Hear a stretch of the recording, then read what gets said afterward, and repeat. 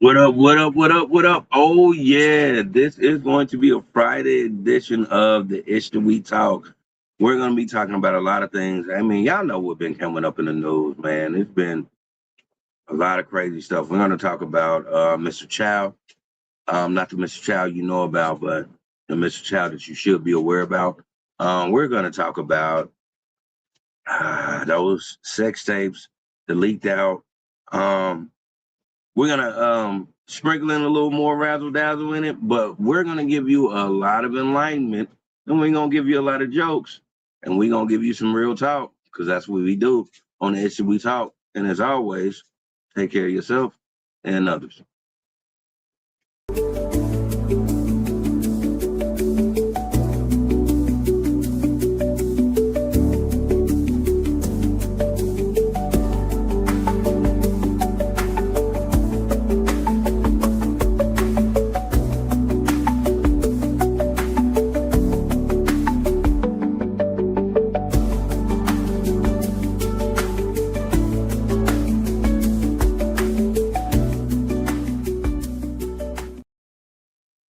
Yeah, that was like slow music. That was like a slow line, like oh, da da da da da da da da da da da da da. Hey, I had someone tell me today, and I'm glad that we have fans. I had a person today that says, you know what you don't do anymore that we missed that you don't do? You don't talk about Twitch. Yeah. So, what I will say is this. Hey, you can find us on all platforms, all social media, Apple Podcasts, Twitter, YouTube, Facebook, and Instagram. And if you're on YouTube, give us a 5-star review. But also, we're on Twitch. And if you are a beautiful degenerate, always shout us out on Twitch, because we love y'all. And y'all are disrespectful in a beautiful, healthy way for me.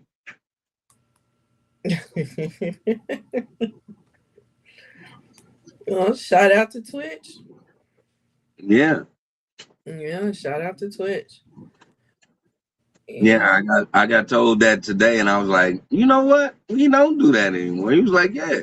Because he asked me, he was like, what do you think about Twitch and those Kickstarters? And I was like, they're beautiful degenerates. He said, man, why don't you say it anymore? Because he refuses to get on it because of the way people are. But he loved that I always pointed them out, and he loves that I love them. Mm-hmm. I love all y'all. I promise I do. But I know y'all can be beautifully disrespectful. Because y'all degenerate sometimes. Definitely can be very disrespectful at times. I have to agree with you on that one. But I love y'all either way. I love y'all either way, because that's a platform that you can sit there and you can say what you want to say, and you never have to see me in person. And I think I get a kick out of that, because I promise you it wouldn't be the same aura, because you like me. Mm-hmm. I'm not saying it like, oh, when I see you, I'm gonna crash out. No, because I know you like me. You're gonna be like, oh, that's the dude from Wow Wow Wow. Yeah. And we gonna handshake each other, and we gonna have a good time. Yeah. But I do love when y'all turn around and be like, yeah, he an old ass T Grizzly. Like, yeah. That was funny. That was accurate. Yeah. Yeah. It was. It's not now. Unless I don't know what T Grizzly looks like, but right now I've been on my training regimen. If y'all been paying attention, I'm trying to get Thor arms, so I'm almost there. You don't know what T Grizzly look like? Not now. Like, I know what T Grizzly looks like, but I'm saying, like, in comparison now, like, I don't know if Twitch would say I look like T Grizzly. Okay, gotcha. I don't know what he looks like now either, to be honest. So I'm like, yeah, y'all was saying, and I give y'all that. Y'all was saying when I was 20 pounds heavier and a chubby guy. Training regimen been working. I told y'all, man, you see me, I got my sleeves off, my nigga. Yeah. Remember the last time we did something and I did this and my shit waved and I was like, I don't like this shit at all. Oh, I've been on it. Like my shit don't wave at all. I know I'm on blur, but like, nah, Yeah. y'all can tell that shit ain't moving. Yeah. Yeah. Well, shout out to you for working out, getting rid of those wings, those bat wings. Yeah, man, I wasn't going for the big mama arms. I said, hell no. Like, Mhm. and you Big have to Mama, see it, your like, arm. cause you don't know. God damn. God damn. That was good. That was good. That was good. That took me out mid sentence. That was a sniper shot. All right, thank you. I'll be here all night. That was a good one. Yeah. But like, yeah, you don't know. You don't know unless somebody points it out to you. Yeah. So I didn't know. Like I was working out, but I wasn't working out like I was supposed to. I think I was doing more of a trying to do a weight loss instead of a gain, and then I'm focused on gains. Yeah. Okay, I get that. Definitely get that. So now, it's more toning and shaping and all that. Yeah, yeah. Yeah. Gotcha. Gotcha. And I really got to So, be on it because I be drinking and doing all extra shit. So I just make sure, like, even when I be like groggy and tired, I be like, get your ass up and get this shit done. Cause like, nigga, I didn't like being live and my motherfucking arms look like I made the best fucking yams in the neighborhood. can I get to the games? Right. You feel me? Like, Yeah. no, I wasn't doing that. Right. I gotcha. So, are you ready to get to these topics? Oh man, you know I'm always ready. Let's do it. Let's All go. right. Let's do it. All right. So,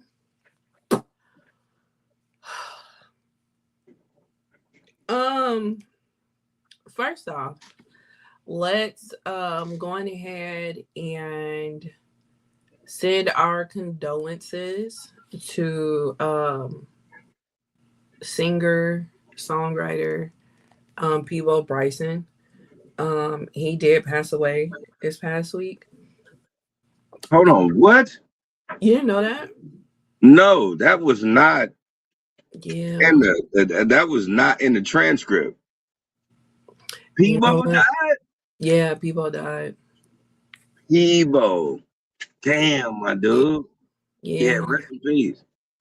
Yeah. Rest in peace. You was the sexiest man named Peebo. Yeah. You Yeah. never gonna find any other Peebo ain't gonna look like Peebo Bryson. I ain't gonna do what I've Peebo never come Bryson across do. another Peebo I ain't gonna be before. singing either. Yeah. That nigga gonna be working in Ford.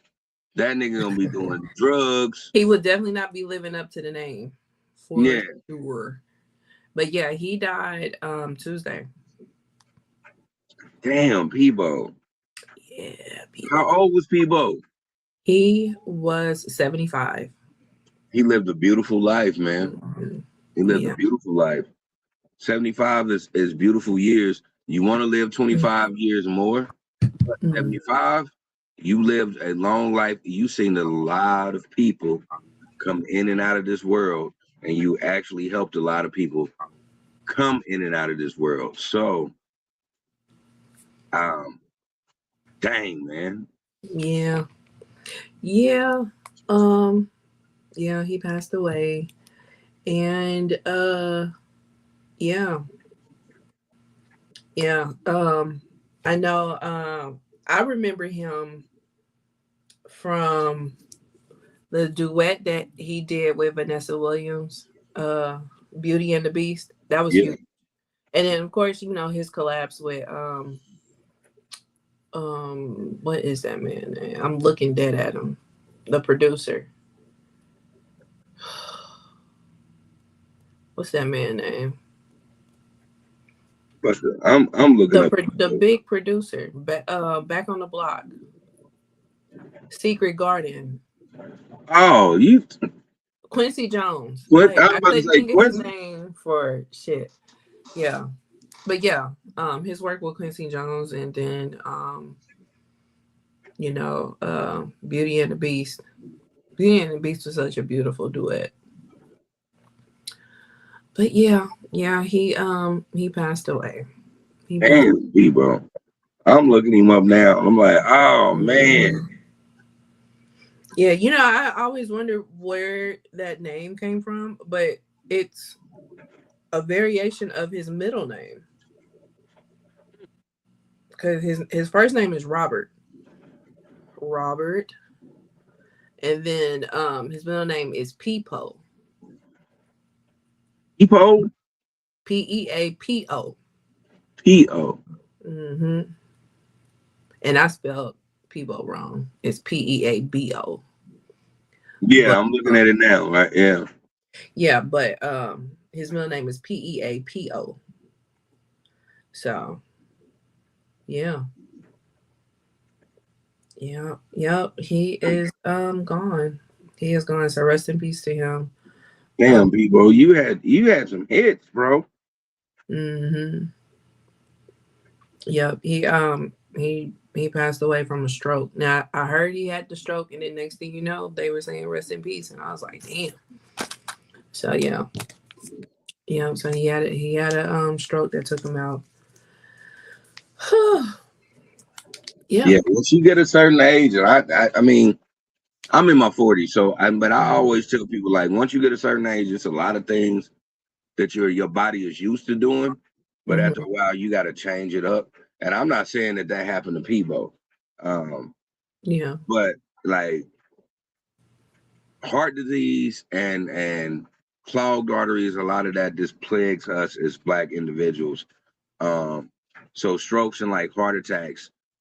Some people can, if they're young enough, they can survive it. But like, man, once you get a certain age, man, Yeah. uh, it's hard to recover. Your body is hard to recover from that, especially if you haven't been doing the right things, man.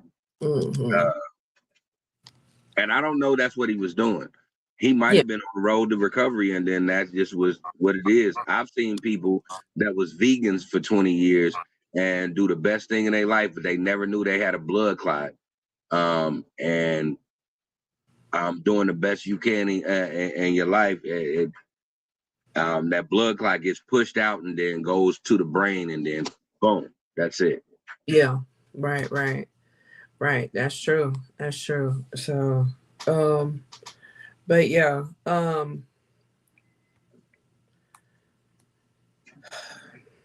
Yeah. Yeah. Yeah, that's sad. That's sad, man. Rest in peace to Peebo, man. Peebo, you was dude, you got a a beautiful voice. I don't know wherever you at. I hope you hear me. You had a beautiful voice. You had a beautiful way of writing songs, and you Mhm. wrote songs for other people that were amazing, and you wrote songs for yourself that were phenomenal. Um, Yeah. and I And hope he's covered other people's songs and did uh, great too. I hope people recognize you as the great that you are. Yeah. Yeah, that's true. So rest in peace to Mr. Peebo Bryson. Um so yeah,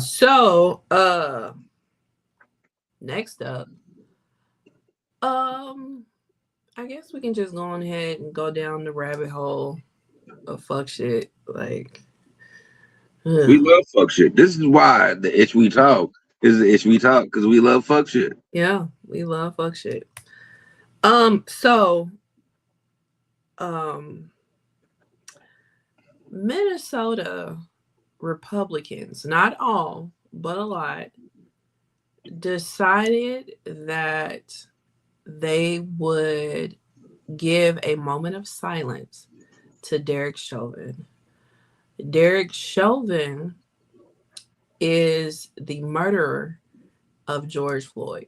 Now, we just came up off of the anniversary of his passing, and these Republicans took it upon themselves to basically state that they feel he did not get a fair trial, and they wanted to honor him by proposing a 10-second moment of silence.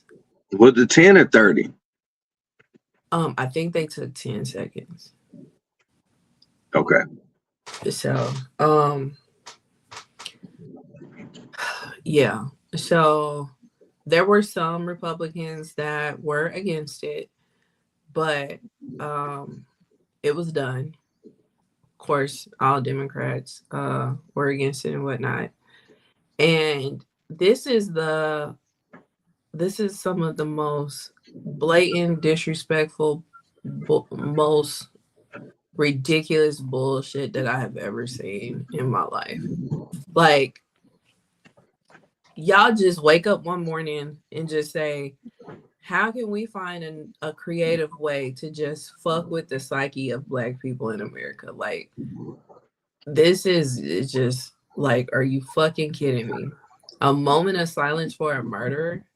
And then he was found guilty in a court of law. The same court of law that has gotten folks off that have done blatant crimes. That that boy that killed the dude at the protest got him off. George Zimmerman got him off. We can go back to the crimes against what's his name, Rodney King, got them off. So it's like y'all pick and choose when y'all want for us to respect the courts. And you just pretty much put up a middle finger to the court when it's blatant and justice is actually served. So, yeah, I just find this to be just utterly ridiculous and disgusting. And I am so sorry to the family of George Floyd that y'all have to keep reliving bullshit. Like, let that man rest in peace. But what are your thoughts? I'm gonna make this short and sweet, just because I don't want to give anybody of that caliber uh, a moment to dwell off of it. Mm-hmm. So what I will say is this: off the flip, what we seeing are a firsthand of people who always hated you that have a front seat now to show you that they hate you. Um, and it's far beyond we want to put you in the back burner or we want to put you in the back seat so we can get ahead. It's far beyond that. It is we truly hate you as a race. Yeah. That's what it shows. Because I've said this on the podcast before. I'm never going to be on the side of all Republicans are racist. I ain't never been on that side. Just like I'm gonna say all Democrats are not racist. It's some racist Democrats as well. Um, but what I am saying is what you are seeing is a product of people because of the leaders that be are showing you that they don't care about us and they never did. Yeah. And they're standing on it. And at this point, they're standing on, and this is where we can get them because they're standing on dead people's necks. They'll never say it to you, but they'll say it to a dead person because a dead man ain't got no fight. Mm-hmm. So this is telling us as people of color, why are we always making the minority the issue? Because they are the minority. We can stop the bullshit right now. Why are we making the minority the powerhouse or the dominant? They're telling you right now that they don't care. And if you think it's going to stop with George Floyd, you are vastly mistaken because once they get us back into that crab in the barrel mentality, who you think that they gonna go after next? They gonna go after all of you people of color that keep siding with them. I'm not saying it's everybody. I'm one of them. You hate me or not, but I'm one of them. It's not everybody, but the majority of them people of power that don't have this hue don't care about nobody else either. Yeah. And you are seeing that. Yeah. And you are seeing people of this hue side with those type of people.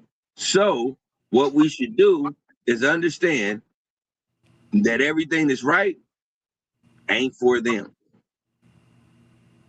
And I'll just leave it at that, because I'll go on a 2-hour rant about this bullshit that just happened. But I'm not.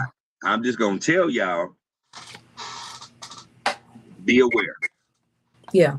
Be aware. Understand that that was national.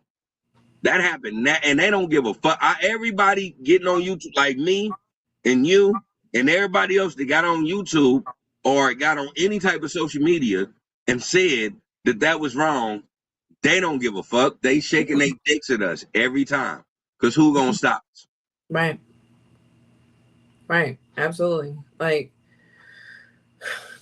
it's disgusting. It really is. It really is. But it's like, what can you do? You know? What can you do? Because they are determined to be assholes. You know? And it's like I said, let that man rest in peace. Let him rest in peace. We're glad y'all wanna build all these accusations, and y'all want to say all these things that was going through and everything was in bloodline, or everything that was in his system, and now this is what killed him. This is what killed him. It wasn't the nigga that was literally putting his knee on his neck, impeding him from breathing. Right. Right. Y'all want to make every excuse instead of saying the truth. Yeah. And again, like I said, I'm gonna be quiet because I told you I can go on a 2-hour rant about this, because man, y'all are some despicable people. Y'all are despicable people. And in my opinion, not Lindsay's opinion, not the opinion of Ish We Talk, in the opinion of Lily, you people deserve the same treatment that happened to George Floyd. 100%. And that's my opinion. I believe that all of y'all that did that deserve to feel like he felt after a couple of shots of spritzer or a couple of shots of wine. And so everybody can blame you for being drunk or cocaine or whatever the fuck vice you use. Make that excuse instead of the person putting their fucking knee on your neck to kill you. Ridiculous. And I'll leave it there, because that is crazy to me. Yeah. Even with the autopsy. If the autopsy report saying he died by asphyxiation. Yeah.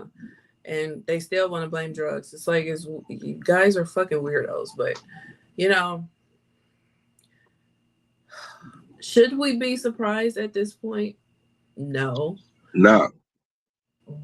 But can we get thrown off and get surprised? Yes. And this one is one of those moments where I was thrown off. Like, huh? Like, you cannot a moment of silence. A moment of silence? Like, what is that supposed to do? For a man who is in jail for murdering somebody. Right. You know what y'all never did? Is do a moment of silence for individuals that y'all know was in jail, that were innocent, but they stayed locked up. Yep.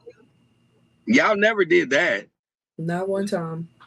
Y'all never did that. And that's not just, I'm not just talking about black people. I'm talking about people, period. People, period. Right. People, period, that were in jail and was falsely accused and was still in jail, y'all never did a moment of silence for them. You want to know what we as Black people do?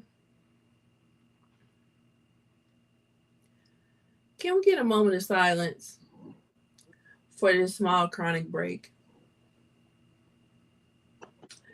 Shout out to Snoop. Shout out to Snoop. Yeah, bitches be tripping it. Like man. All right, I had to lighten it because that was just like utterly ridiculous. But yeah. You bitches be tripping. Right. Like in my Drake voice, y'all don't like Drake no more. But in my Drake voice, I'm off that bullshit. Bop, bop, bop, bop, bop, bop. 66666. Like, yeah, we off that shit. Y'all some fuck niggas over there. Yeah, that was horrible. It just is what it is. Yeah, hey. It is what it is. You ain't said nothing but a word. And y'all gonna be mad when something bad happens to y'all people. Right. And somebody like me, because I'm petty, says, let's give a moment of silence for the nigga that slapped the shit out that governor's bitch. Y'all gonna be mad at that. But I'm gonna be totally 100 because y'all did that to them, so I can do that to a murderer. Yep. So yeah, that is that, never thought that we'd be talking about something as stupid as that. Yeah, that threw me off so much. That's why I said I can go on a rant about that because that's how you know they don't love us. But yeah. I just I gotta move on because this will be a 4-hour fucking show. Yeah. Who ain't got 4 hours is us. So yeah. So next up is okay, so it is the Karmelo Anthony case. So we have talked about this before on the show. Karmelo Anthony, the teenager who was at, I believe, a track meet, and he got into it with twin brothers, and they were mad because he was under their tent. And he was from another school, and I think it was raining, and that was the reason why he was under the tent. So from what I remember was that there had been word that they had issues in the past. And one of the brothers was a blatant racist that done things before this happened. Yeah. And so they ended up jumping him. The twins jumped Karmelo, and so Karmelo, defending himself, ended up stabbing one of the twins, and that twin passed away. So I believe that was like a year or so ago when that happened. And the situation blew up all over the world. And now because he did get charged, so now they are about to start the trial. They have done the jury selection, and the jury selection is an all-white jury. And even the alternates are white. And they, I believe the defense attorneys have been vocal about how they feel like the selection was race-based.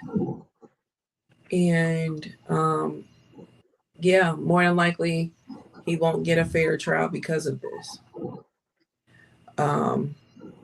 But I mean, we'll have to see. I believe they did start because from what I also heard was that the jury has watched surveillance footage of the fight. So yeah.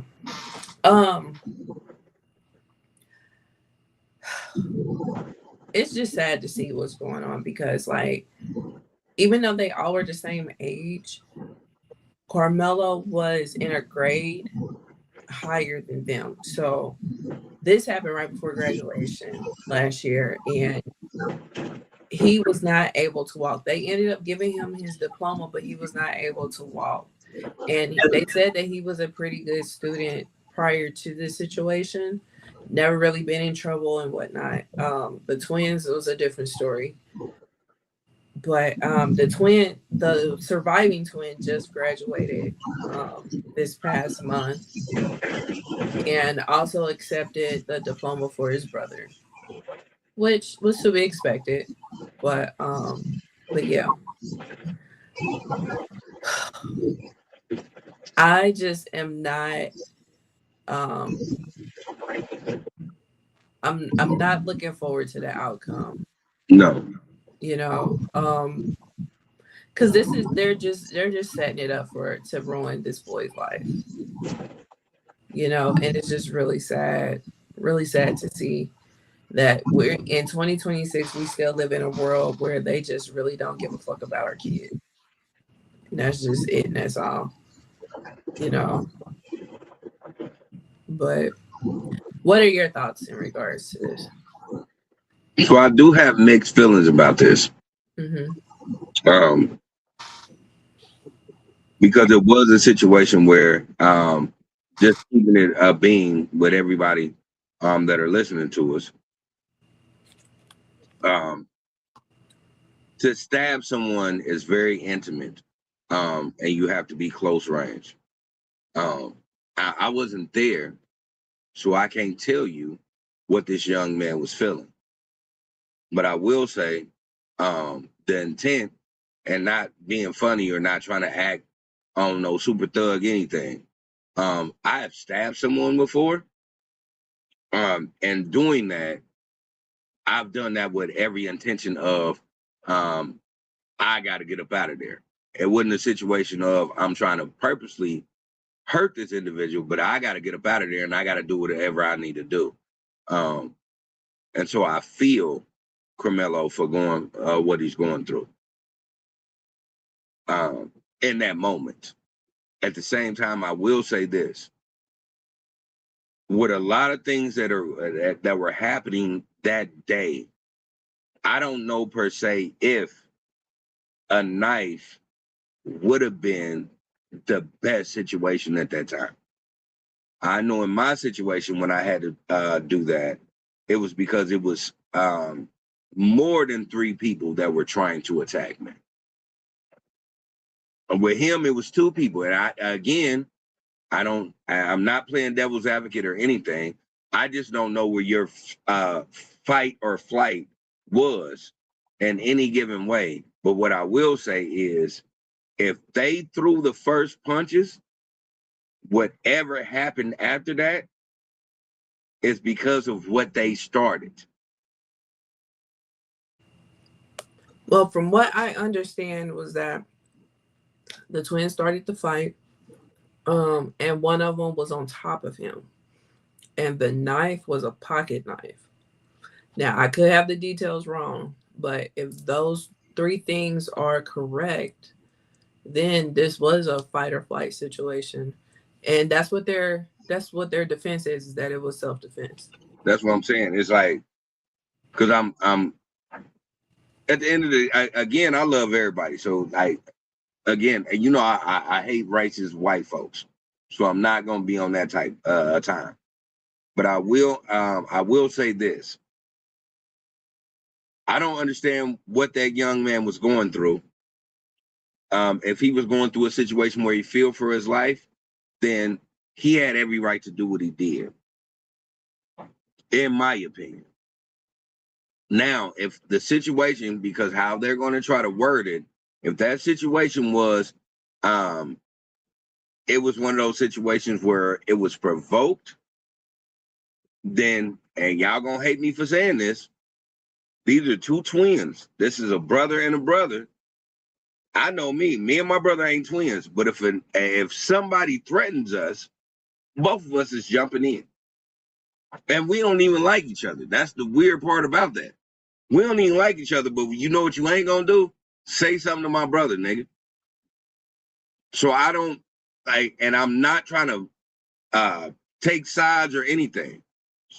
What I want people to do in this situation is really listen to the witness accounts, listen to what actually happened, and then actually make a real critical decision. What I will say, in my opinion, is Karmelo acted out of self-defense. But I'm not a jury, or I'm not a part of the jury committee, and I don't know what they're going to say. What I want them to do is humanize Karmelo when they're talking about him, and not just talk about the situation. I think a lot of times what kills us, especially as far as our community, what kills us is when we go to trial and these type of natures, they always just want to talk about what happened instead of trying to humanize the person that this happened to and why he had to do the things that he had to do. Right. Right. So I want them to do that. Do I believe that it is going to be totally biased? Yes. Do I want the prosecutors to make sure that they not only humanize him, but humanize the victim? I ain't even gonna call him a victim because they was jumping, but humanize both of them. Yes, I want them, because these are two young men that made two critical decisions that cost them their life. One cost him a life where now they up in heaven watching it. The other one cost him his life where he's actually sitting and seeing if they're going to put him in a situation where he always has to do this. Yeah. So I want people to really look at it and understand that those natures, especially at that young age, your mind's not developed fully until you're 25. That's what they say. But genetically, your synapses don't even lock in until you're 28. All of those kids were far and beyond that. So I want y'all to humanize these kids before y'all make a vast decision about what's about to happen to this young man. Mm-hmm. Yeah. Yeah. But that's the thing, because they don't humanize us, you know. Yeah, I just you know, I normally do, kind of keep up with cases that are in the news and what have you, especially some that pique my interest and whatnot. But this one, I'm so saddened by the whole situation that it's just like, I'm just not looking forward to this outcome. Like, I'm praying for the outcome that it should be, but Yeah, I'm also a realist. I mean, because everybody so if I was a lawyer, the first thing I would do in that situation, and I'm not I'm not saying anything, but it's just my opinion. Mm-hmm. We have to understand what was the reason why Karmelo always kept a knife.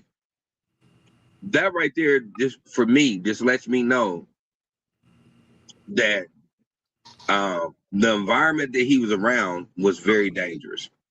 Mm-hmm. Um, and he had to protect himself at all costs. Yeah. When you understand that about an individual, you have to understand if it is individuals or violators of that safe space, someone is always going to flash out. I'll put this in point, and even though I always negate this, but at the same time, for white women, if you are always told that black men are dangerous and black men want to rape you, that's why they clutch their purse and go to the other side of the street.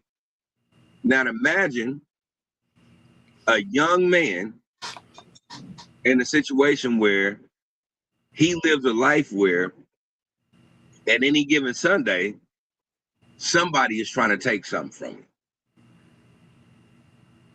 You got to protect yourself at all costs. If these are the things that mentally he has been learning and mentally he has been trained to do, then this is the outcome that's going to happen.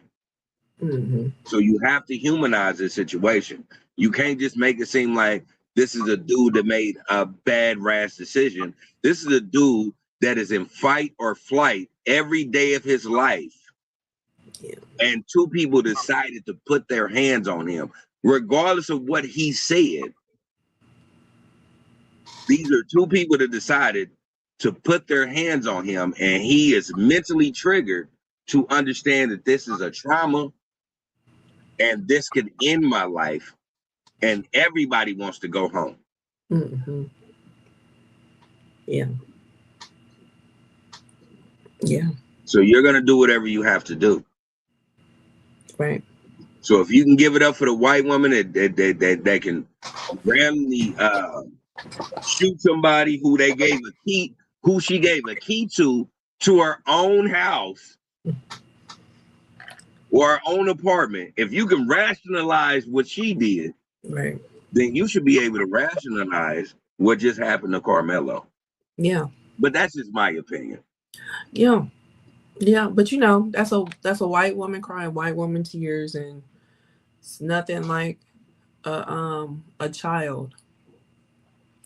So, you know, all I can say is we praying. We're definitely praying for a positive outcome for Mr. Anthony for sure. You know. So but yeah, we have started. This is the week for that trial. And this is also a week for the ending of another trial. This situation is so sad. So sad because it's history repeating itself. Um Cyrus Carmack-Belton, rest in peace to him.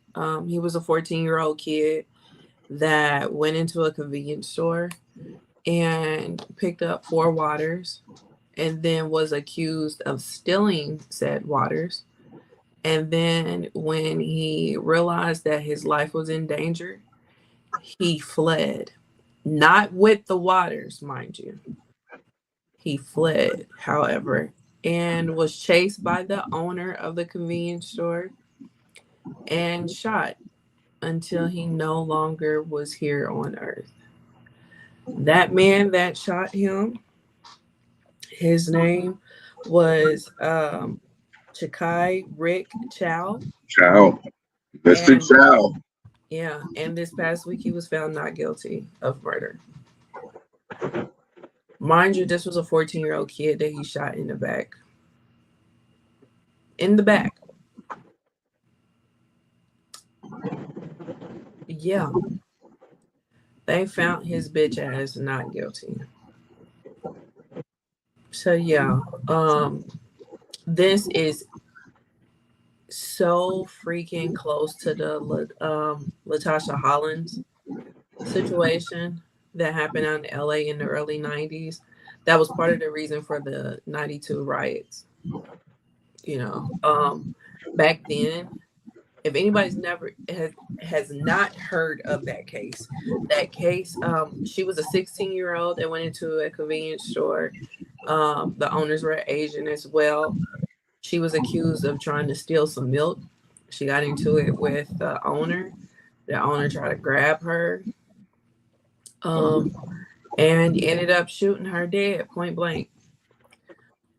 And that lady that killed her got 5 years probation. So, being that that situation happened in the early 90s, fast forward to 2026 with the same situation, but with a black boy and another Asian owner of a convenience store. this is wild. It's wild that history repeated itself. Only this time, he got completely found not guilty. He got off. He didn't even get probation, like the Latasha Hollins case. There is a documentary about that on Netflix, and it's a short watch. It's about it's under 30 minutes. So if you've never heard of that case, please go educate yourself on it, because it was real sad. It was real sad. But yeah. Yeah. And then this is the thing. So the day after this situation hit the media with this young boy passing away, they vandalized the store, right? So they vandalized the store, and ultimately the owner sold the business. He sold the business for like 1.5 mil. And then that money was used for his defense. So that's how he paid his legal team. Now the property is under new ownership. However, a lot of people probably don't know that. They just know that this is the place, right? So the day the verdict came in, there was a fleet of police cars surrounding the convenience store like a barricade. Yep. And they were there to protect this business that, again, the owner at the time of death no longer owns. So yeah, then there's that. So it's like, y'all care about property and four waters more than a Black human life. And it's just really sad. But what are your thoughts on this?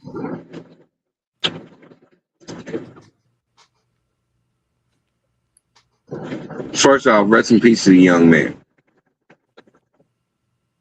When I go into this rant, I want to go into this rant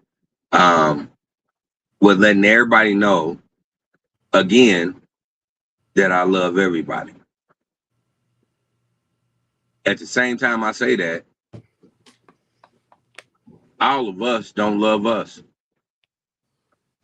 It's so crazy that Asians or anybody of color can move into a community based off of color and hate the color. For me, that gets me. That's the thing that gets me the most, because it used to not be like that. Just keeping it a stack and keeping it a beam. How the government played us and how they played every person of color is they redlined us.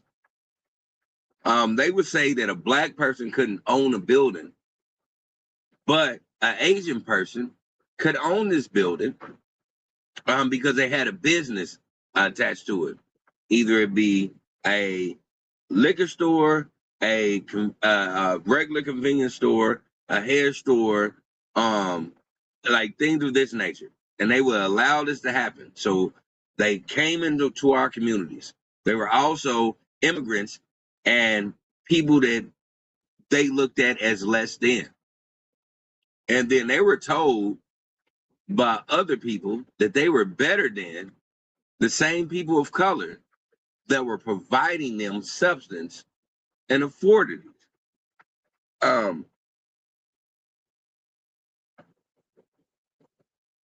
I'm sorry, because I'm about to start cussing, and I don't want to, but I'm about to start cussing. I don't understand how you soft ass niggas, because y'all soft ass niggas side with so many white people so much that y'all look at things like this, or individuals that you know are less than, and you make it an issue to burden them when you think they're stealing. I understand, like you got a business, and you got upkeep to raise, and you got to make sure that everything is going on. But 4 Waters, if you thought that he stole 4 Waters, at best, Waters are $1.89.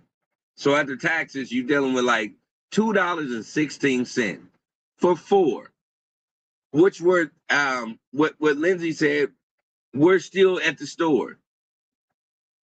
So you got mad off of maybe $9 to $11 that you chased a boy, mind you, 130 yards, and shot him in the back with your son running behind you. Because you were taught not to like the people that are sustaining your life.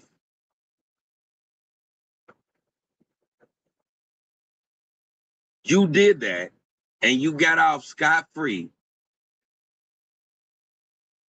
because you believe in the system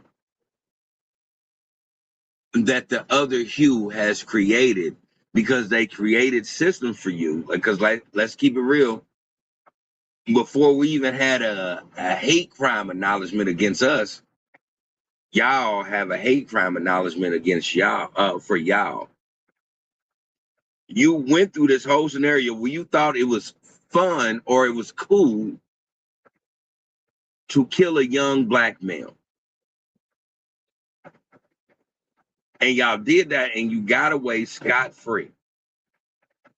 And y'all expect people to not understand or not know that you did this because you were listening to a white power structure. You were trying to say it's self-defense. You were trying to say you're doing all this. No, you were brainwashed to believe that we are less than. And therefore you can do that to us. And they showed you, because they let you off scot-free, that we are less than. And y'all gonna try that. And I hate that so much, because this is just me brain blasting. Check this out. Once they eliminate us, or not eliminate us, because they can't, because we multiply. But once they put us at a fraction that is less than or beneath, who you think they're gonna go after next? People of color. I say this all the time, and I mean this to death. Once they stop picking on niggas, who you think they about to start picking on? And y'all doing this for them, and they gonna put y'all right on the fucking podium line. Yep. Y'all keep doing this, like y'all getting a seat at the table. You know, nah, we don't have a seat at the table, but we're their fucking pets, and we don't become the pets no more. Who you think gonna become the pets? And then who you think is gonna start getting abused more? Because everybody, all these people of color say the same thing. With black people, y'all need to stand up for us. Y'all need to stand up for us. Why y'all ain't standing up for me? Y'all swear y'all stood up for me. Y'all swore up and down y'all stood up for me. Why y'all not still standing up for me though? Why y'all shoot me in the street? If y'all stood up for me, why y'all doing that? Because y'all are listening to a infrastructure that is built off a minority of people who still want to be dominant. And once we're out of there, once we become, don't nobody give a fuck about niggas. We don't care. We didn't colonize hip hop. We didn't colonize R&B. Once they do all that, who the fuck you think they about to go after? Because you know what y'all did? Take all of our shit. Yeah. So who y'all think they about to come after? Be very mindful of the shit that you do. Cause in the famous words of Malcolm X, and I said this last week, chickens come to roost. Yeah. Every time. And I'll leave it just like that. Yeah. And rest in peace to that young man. He didn't deserve that. He was so scared he came out of his fucking shoe. Yeah. Over waters. Water. Who'd have thought? Who'd have thought? Like when I hear of killings or somebody that just instantly passed away, I just think of the people that they leave behind. And you wouldn't think that something as simple as going to the convenience store will result in him no longer being here. You know what I mean? It's just so sad. It's just so sad. Say he stole the water. I humanize every situation. Say he did steal the water. Yeah. Is a black young man's life worth, after taxes, $10 and some change? Right. Is that what you think a black man's life is worth? Even further than that, if somebody is that destitute to where they are stealing water, something that should be free in the first place, why would you be mad at them? Right. I'm not gonna do that. If I were to see that, I would just be like, you know what, I got it. Don't even trip, I got it. I'm gonna keep it a total bean. And y'all can say whatever y'all want to say, and I know once this go on the interweb, everybody gonna have their opinion. It's a store that I frequent that is close to my neighborhood. It's a store owned by Indian individuals. You know what they would, and they have caught people stealing. You know what they've done? They said, I caught you stealing. I'm gonna put your face out here, but you go ahead and walk out my store. You go ahead and just go and leave. You know why? Because they know it's not worth killing you. Right. And you can say whatever y'all want to say. I don't like them motherfuckers, and you know how y'all be. Mm-hmm. But you can say what you want to say. I'm gonna tell you off the flip. If they catch somebody stealing, their life ain't worth whatever they stole. Yeah. And they just tell them to just leave, and you can't come back in the store. Yeah. And they post their picture up, so every time they come in the store, they tell them either we gonna call the police or you gonna walk on out of here. Because we already know what type of time you on. Even if they came in there not about to steal, we already caught you the first time. I respect that 100% more than you chasing somebody 130 yards and shooting them in the back. Right. Right. Yeah. Yeah. You shamed them, but I mean, at the end of the day, stealing is wrong. So it's like, what do you want me to do? Do you want me to call the police? Because I'm well within my right. Or I'm going to put your picture up and you can't come back in no more. But I'm not calling the police. I'm not going to ruin your life. You just going to leave. Yeah. Whatever you stole, you can leave with. Can't come back here. Right. Right, right. So. Not saying it's right, but I'm saying. Yeah. Is somebody's life worth mere or petty dollars? Mm-hmm. He didn't steal $4 million worth of water. You know, he didn't even steal. I don't even think he even attempted. Yeah, even if he attempted, because I didn't watch the surveillance video. But even if he attempted, it is not worth losing a 14-year-old male. Yeah. Who had so many things to accomplish in his life, whose mind wasn't even registering what he was doing, was going to cost him his life. Like, again, I don't know if he did or he didn't. from what people have been saying is, he tried to stuff water in his hoodie, and the man caught. That's still not worth losing your life over. Listen, if I had a convenience store today, what I'm never gonna do is chase you away from my convenience store to shoot you in the back. No. If you ran, you ran. Yeah. It just is what it is. Like, but this ain't the first time Mr. Chow has assaulted people. And this is why I don't understand how he got away scot-free. Because this ain't the first time he's assaulted people. He has a history of assaulting people that he feels that is stealing from his store. That alone right there, for me, if I was in the jury, even though these people are doing whatever you think is wrong, at one point, none of that shit is worth it. None of that shit is worth it. And I caught you doing this in your own store. Now that's what I seen. I seen multiple videos of him assaulting black people for him thinking they're stealing. Yeah. In your store, you can do whatever you want to do because your house is your house.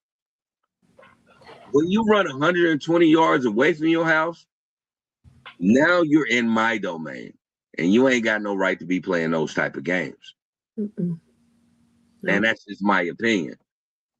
And again, and this is just my opinion. It ain't the opinion of nobody else. The reason why he got off scot-free is because when I watch court TV, you know what I never seen them do?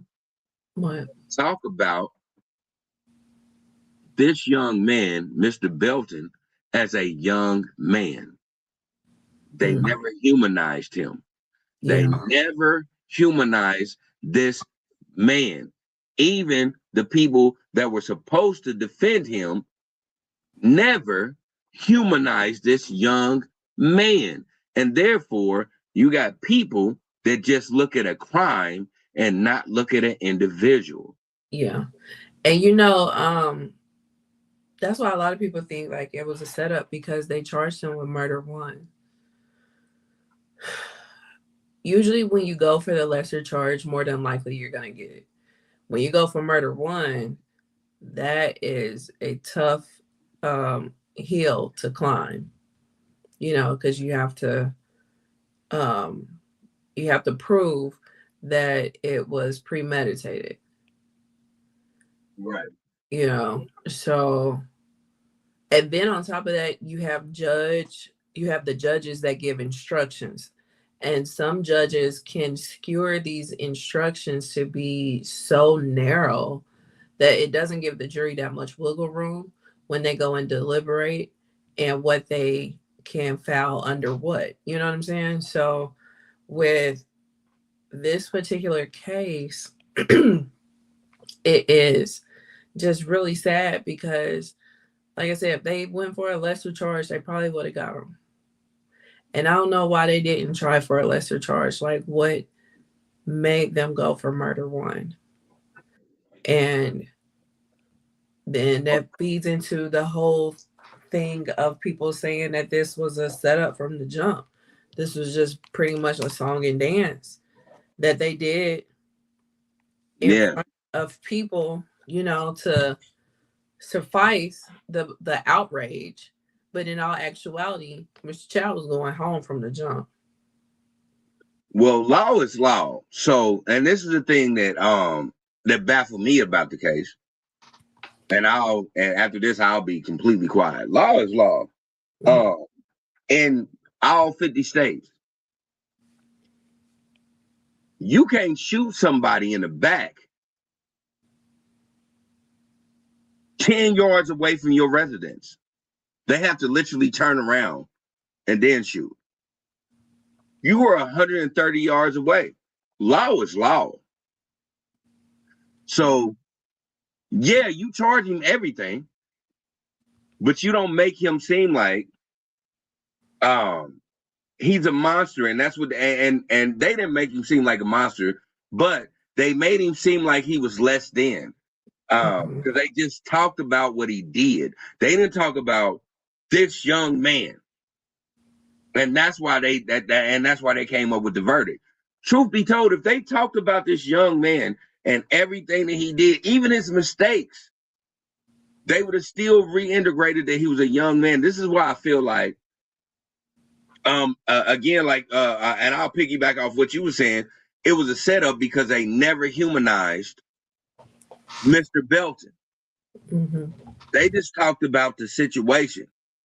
They didn't talk about this. It was a 14-year-old male, and whatever he did, he could have been a C average student.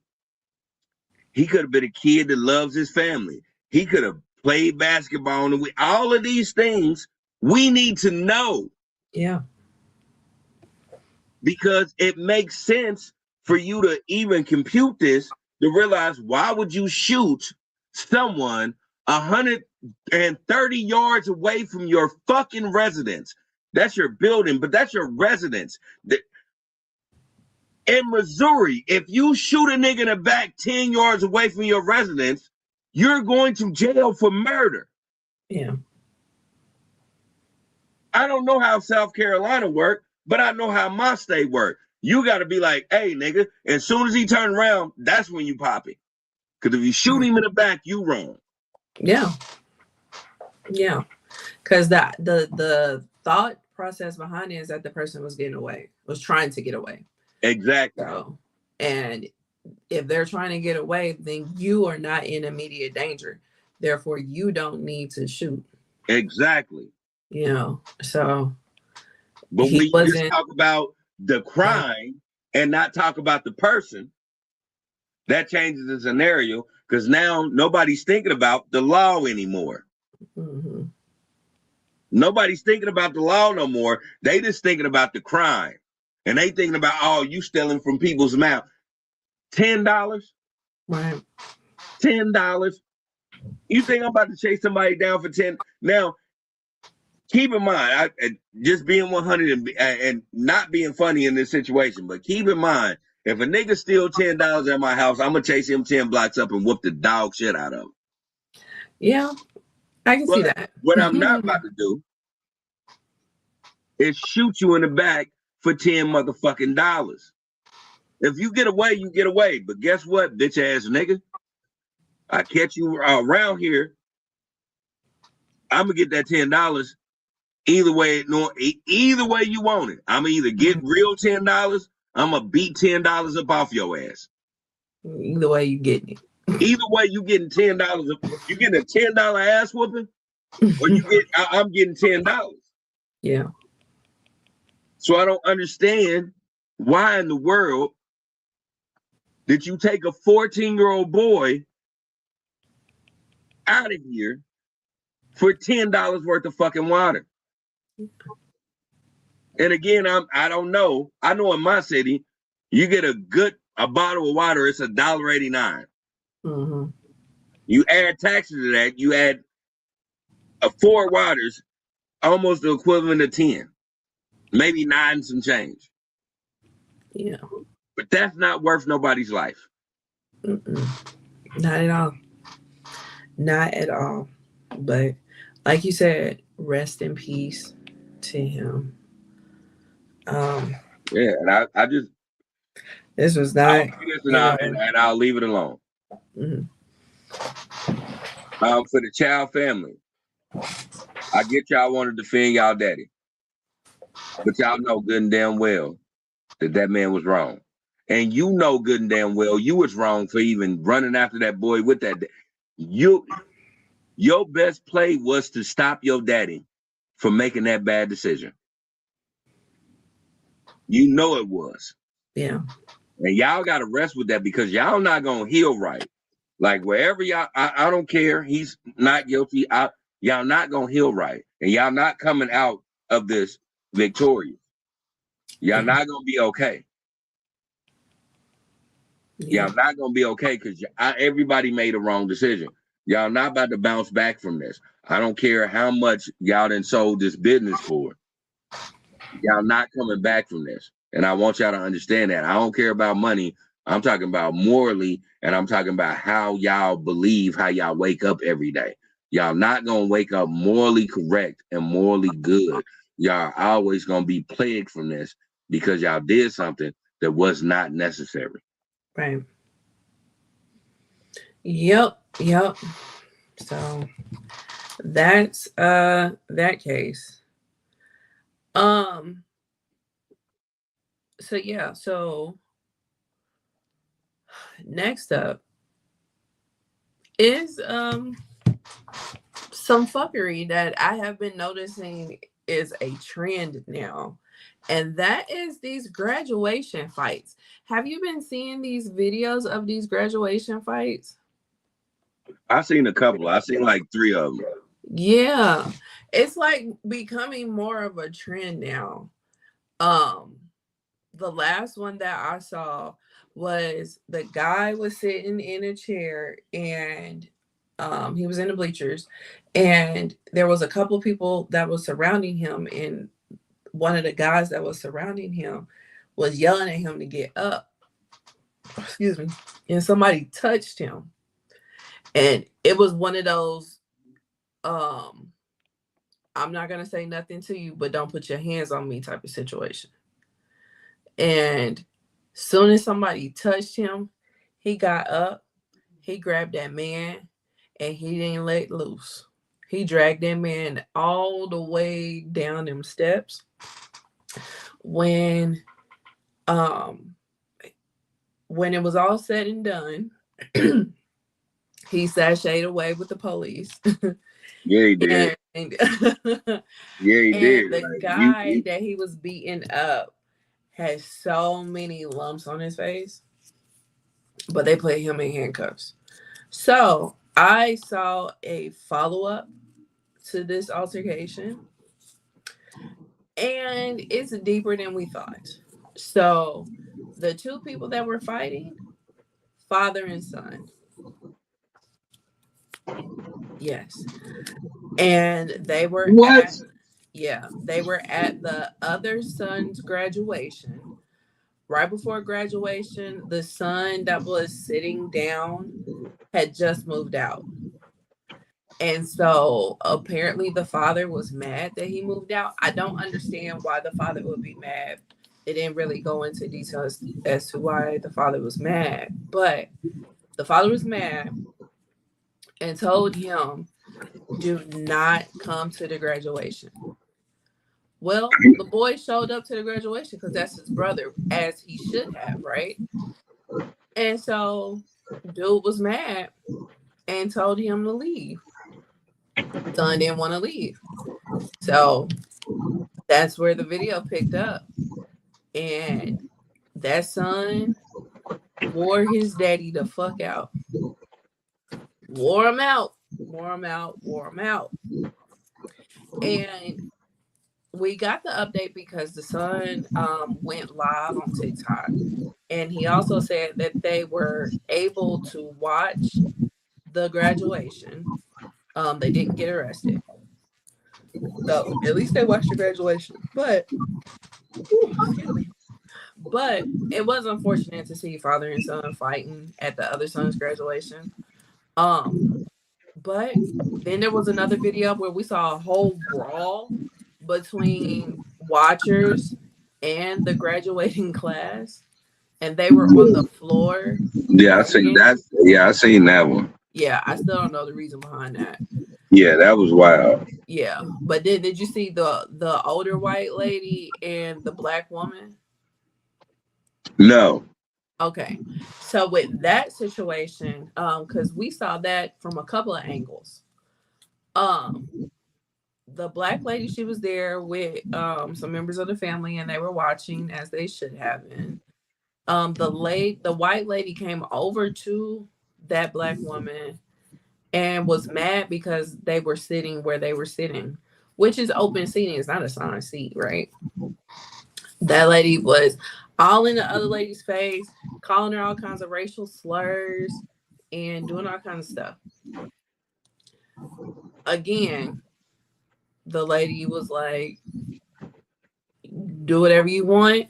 Just don't put your hands on me. She had her cell phone in her back pocket. And the way that their bleachers were was that it came down to a point and then it was a drop. So they didn't go all the way down to the floor. And it was a railing right there. It had steps on the side and all that, right? So they were on the front row in front of the railing. The lady, because the black lady, she turned her back to the white lady. When she turned her back to the white lady saw that she had her cell phone in her back pocket. She took her cell phone out and threw it over that balcony. When she did that, cancel Christmas. Because that lady stole on her something tough. Mind you, it was like 2 white men that was with her that had came down here to try to get in between them two. So she reached over the one that was in between them and stole on that lady. And then that lady sat down. She got knocked down, I should say. And she was holding her eye the whole time. So with that one, I found out that, well, from the angles where the people were that was recording, you couldn't hear what they were saying. So with that one, that's when we found out that she was saying all these racial slurs and all this stuff. But the black people were able to continue to watch the graduation, and then the white lady, that she had to leave. So Yeah, we gotta go. Yeah. So with all that's going on in the world today, and with this looking like this is becoming a trend, do you think going forward there should be something done at these graduations to try to prevent stuff like this? Or is this something that is just like, you know what it is, what it is. If it happened, it happened. If it don't, it don't. We'll have security, but whatever. You know, like, what are your thoughts about this? To keep 100, I don't never want to stop anybody from having a graduation. In those graduations, though, I do wish moving forward that people understand that it ain't about you. It's about the person that is graduating. Whatever problem that you think is happening has nothing to do with the person that is graduating. And you need to swallow the fuck out of your pride and allow these people to graduate with respect. Yeah. Like, that's what I would. I don't wish anybody in any way. I don't care if it's preschool, kindergarten, elementary school, middle school, high school, bachelor, doctorate, whatever graduation that you're going through. I feel like you should have every bit of it. Your people need to understand that they pride is set to the side, and I don't care if they put you in the bleacher seats. You need to watch your people graduating and cheer from the from 150 fucking yards away. You still need to be there, and you shouldn't have a altercation with somebody because you don't like what just happened. You don't like that he didn't moved out. You don't like the seat is different. You don't like all of that has nothing to do with the people that have actually accomplished something. Yeah. Be there for them at the moment. This is the problem with us as a whole when it comes to America. We tend to forget that a lot of this shit ain't about us. We got to pay attention to the future. And when these people are graduating, these are the future. You don't want to put a disdain on these individuals that are going to become your future, because the future is the one that is going to protect you. You think they ain't never gonna forget? Oh man, this nigga had a fight in my motherfucking graduation, man. I'll hire him somebody to watch him, but I ain't about to be there. I ain't about to do this. they don't really understand those consequences. People go through that. You got some people that are humble and just gonna be like, yeah, that happened, but you know, I'll still take care of such and such and such and such. But Yeah. man, think about it. You disrespected my graduation by being totally racist. I built a career, or they will continue. They graduated, so they're gonna build a career on not being racist. You think that they gonna be like, yeah, I'm gonna turn around and take care of this individual? No, they gonna hire somebody to do it. Hey, this is why nursing homes are so prominent, because people just disown their fucking family because of shit like this. Yeah. Like, put your ego to the side and just let these people have their moment. Yeah. Like, I don't get that. I graduated from trade school, and I graduated from high school. I graduated from middle school. I graduated from elementary school. I had my mama show up for elementary school. I had my mama show up for high school. But when my mama showed up for high school, my mama said, "Oh, he's his own individual. I don't even have to. I ain't even gonna be there with him." And as soon as I walked the stage and everything was over, it wouldn't no take pictures with your mama and your stepdad. Like, she was out of there. And then I graduated from trade school. She never even showed up. I've had this conversation before with her. That shit devastated me because I need y'all there. Yeah. I watched everybody with their family, and I wasn't there. And I've told them before, like, yeah, I get that you want me to be my own man, but at the same time, these things are sacred to me. Yeah.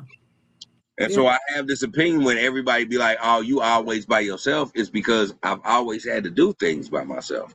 Yeah. So let me ask you this. When she wasn't there for the trade school graduation, what was her excuse? It wasn't. It wasn't an excuse. It So was no what was the excuse about it. reason? It wasn't a reason behind it. She She just knew was about the like, graduation. It was just like, no. It was quote unquote Job Corps. He was ending Job Corps. So, you were just ending Job Corps. I don't yeah. think she wanted to drive all the way out to Sesame Spring. And when I say this is no downplay my mama, she just really didn't know that it meant something to me. Okay. So she didn't. She just thought like, okay, it's a trade school. Like, congratulations. Yeah. On. Yeah. Okay. Again, like I said, there's no downplay to my mother. I was always a loner kid. I didn't really have friends, none of that type of shit. So my mother didn't think I liked to interact with people. So my mother was like on her mother vibe, like, okay, he don't like to interact with people. He's just gonna do his own thing. So I'm gonna let him do his own thing. I'm not, you know what I'm saying? I had to tell her, like, these things affected me. When I told her, she was completely apologetic. She didn't know. She was just like, oh, I just, because of you. Because, you grow up a certain, like, she knows her son. It's like, my son he don't like friends. He don't bother with nobody. Bop, bop, bop. And I'm not going to bother him. I'm not going to be that. I ain't going to be that kind. But I was like, sometimes you're going to have to step up and do that shit. Yeah. Yeah. And when I told her no that, other time completely in graduation. apologetic over it. Yeah. And when I say she was completely apologetic over it, I mean it. Like, she had like a big old party for me, for high school and for trade school. Like, bop bop. Then my step pops bought me a car. They was just like, oh, I'm completely apologetic. We didn't know. Yeah. Because they were just, you know what I'm saying? But this is what I'm saying. In those moments, you got to understand, and instead of fighting or worrying about yourself, they were more worried about, hey, this is what this nigga like. So I ain't even gonna bother this nigga. Which, in hindsight is 2020. Now I'm in my 40s. No, they were just doing things to appease their son. when they found out that shit hurt their son, they immediately did something. You know what I'm saying? To like negate that shit. Yeah. Yeah. To try to They make didn't it have a fight at the fucking graduation. right. That's Yeah. what I'm saying. You gotta move your pride to the side and just think about the person that this is a life changing moment that's happening to you. Yeah. Yeah. Yeah. It is. It is. And I just hate for it to become something that we get immune to. You know, I just hope that this year is the only year that we're seeing this and we're moving on. Right. Because I don't want this to be the norm. Not at all. But yeah. Yeah. So next up. All right. Yeah, okay. Michael Jackson. We are talking about Michael Jackson again. Yes. Yes, we are. But that is because the documentary that is discussing the 2005 trial that Michael Jackson was under, the verdict, it premiered Wednesday on Netflix. It is a 3-part documentary, and they tell from the beginning to the end the case. We all know what he was accused of. We all know what he was acquitted from. So I'm not gonna say what the charges are because YouTube be YouTubing. Yeah. So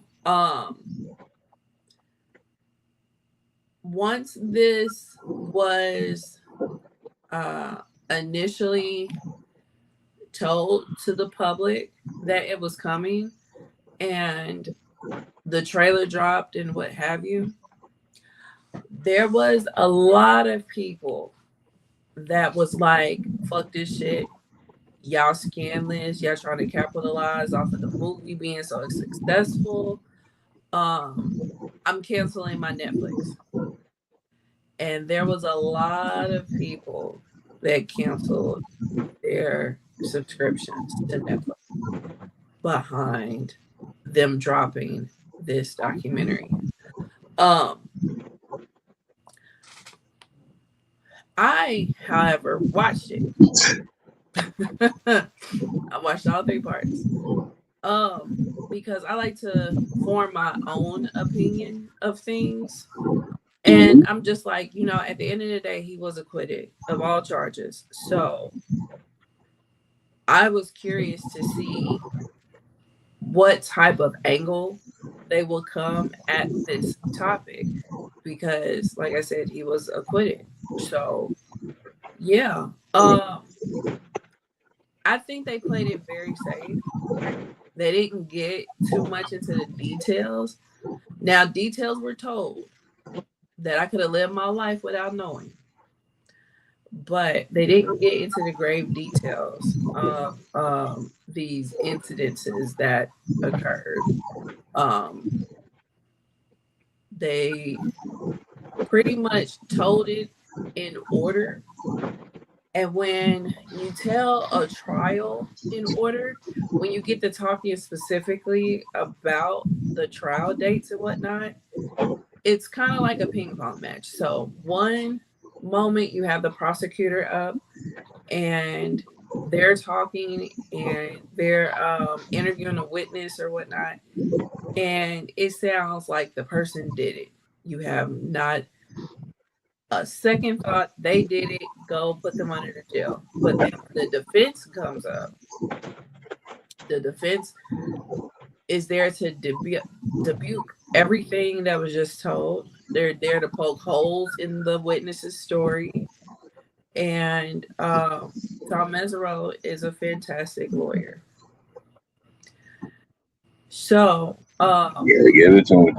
Yeah, like watching it you do kind of go back and forth because that's how trials are. They're back and forth. Like when we were covering the Diddy case, watching that on the daily, you would hear what the prosecutor said and be like, damn, that nigga going to jail. But then you hear the defense and be like, damn, I think he might just Yeah, go. You know what I'm saying? yeah, Like that's how 100%. that's how it normally works. So I've watched a couple of people, talk about it and give their reactions and reviews and whatnot.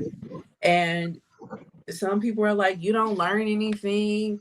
Um, and then they're criticizing the way that the story was told. And I was just like, no. I mean, the story was told chronologically, like how I just explained it, especially in a trial. And then I watched the trial. I watched the coverage of the trial, but I didn't do any research when the trial was out. I didn't really watch anything since about the trial. Like once it was over, it was over. We was moving on, right? Yeah. So there wasn't a lot that I knew outside of, the basic knowledge. So for me, the documentary, I learned stuff, you know. Now, if you're a really huge Michael Jackson fan and you like look into all kinds of things or all things Michael Jackson, then yeah, you probably don't really learn too much because they really don't get into the grave details of anything in regards to anybody. So if you're like a huge fan and knows all that shit and you're coming into it wanting to learn, you're not really gonna do too much damage. But if you're going into it with an open mind just to see how they approach this topic, then I don't think that you would finish watching it and be disappointed, because like at the end of the day, we know what the outcome is. He was found not guilty, but how did they get there? They talk about how they got there. You know what I'm saying? So, did you watch the documentary? No, and I'll be quite honest. Uh-huh. I am, and I've said this on this podcast before. I am a complete Michael Jackson fan. Mm-hmm. Uh, I do believe that when they do anything positive for Michael Jackson, they do two things negative about it. So I do believe it was one of those things where for me, I think it is a cash grab to try to bring up things that he has been acquitted for. But at the same time, I will say this: none of us were there in these situations, so I'm not going to shoot down anybody that didn't shoot their own self in the foot. Mm-hmm. Uh, so if you believe you were a victim, then I won't shoot you down unless evidence proves that you wasn't a victim. I Because Netflix wasn't the only one that did it. Hulu revised another documentary that came out a couple of years ago. They also came up they also revised like a movie that came out a couple of years ago. Like I think with that whole Michael movie coming out, Mm-hmm. everybody was just looking at something to grab. They were Yeah. just looking at a cash grab, and I get that 100%. Yeah. Because it's a business. Right. But what I will say is this: you can't keep on digging up old bones from a dead man. It doesn't make any sense. Mm-hmm. It doesn't make any sense for you to dig up old bones from a dead man. Like at this point, um, he has no defense. He has no say so, and everything that you're bringing up or you saying about him has been debunked already. Mm-hmm. So it's one of those things like uh, I'll say this to make it in layman's terms. when we bring up history, the only thing that make those documentaries when we bring up history great is when we unearth new things. They haven't unearthed anything new yet. They just keep on coming and recycling new things. I mean, the same thing over and over again, and nothing is new. So it's like, why keep beating at a dead horse? Just to keep it real with everybody that's listening to us. If you believe that Michael Jackson was a CM, then believe that, and you can down that hill. But courts proved him not guilty. Also, a couple of people recanted their statements. It's been a documentary that came out that found out everything that they were saying on it was false. So the billionaire that created it or funded it had to totally act like that didn't happen. So if we're gonna be going through that, like, unless you're telling me something brand new, I'm not trying to hear that, because all of that been debunked already. That's just like if your auntie keep on saying, and that nigga and your uncle was doing crack, but can't nobody around you say, I watched this nigga do crack. You just gonna believe, you just gonna start thinking, oh man, you just don't like that nigga. Right. Evidence of crack. No evidence. It's no evidence of crack. Yeah. From crackheads. It'd be crackheads to be like, nah, he didn't smoke no shit around me. Right. But your auntie swear, man, that nigga was smoking crack. And you know all the crackheads around him, and he like, and all those crackheads are like, I ain't never seen Michael smoke not a rock around us. Right. Your auntie just mad. And be mad all day. Be mad and die on being mad. But it doesn't make you right. Right. It just is what it is. Like, I'm not one of those things, because if it's something that comes out that proves that this man did everything that people were accusing him of, I won't say anything at all. Yeah. I'll probably go to therapy. Just to be I think quite a lot of us will be in therapy if it was proven to be true. But nothing has proved it. No. Nothing has proved it. You are absolutely correct. Nothing has proved it. It just lends itself to a bigger story here that is beyond Michael. When we say believe all victims, I guess you're not talking about children. When we are supposed to protect them, I guess that's to a certain point. Because if what he did was true, then who was the one that was going to stop it? Who was the one that was supposed to stop it? You know what I'm saying? Like, if all of this really happened, then there's so many other questions that are going on, and then if nothing that they said happened, then y'all would really go this far to try to extort money out of Michael? Like, this is insane. You know what I'm saying? Because that's what it looked like. Because, like, one of the things that got brought up was that the mom had already sued a department store. I want to say Sears, or it was somebody. JCPenney. It was JCPenney. She sued JCPenney for a slip and fall, and ended up getting like $150,000 out of them, I think. So you really hit the jackpot if you were to have continued on. If You know what I'm saying? Like, if he was found guilty and then you continue on with a civil trial, you would have really hit the jackpot, you know? That's what I'm saying. It's just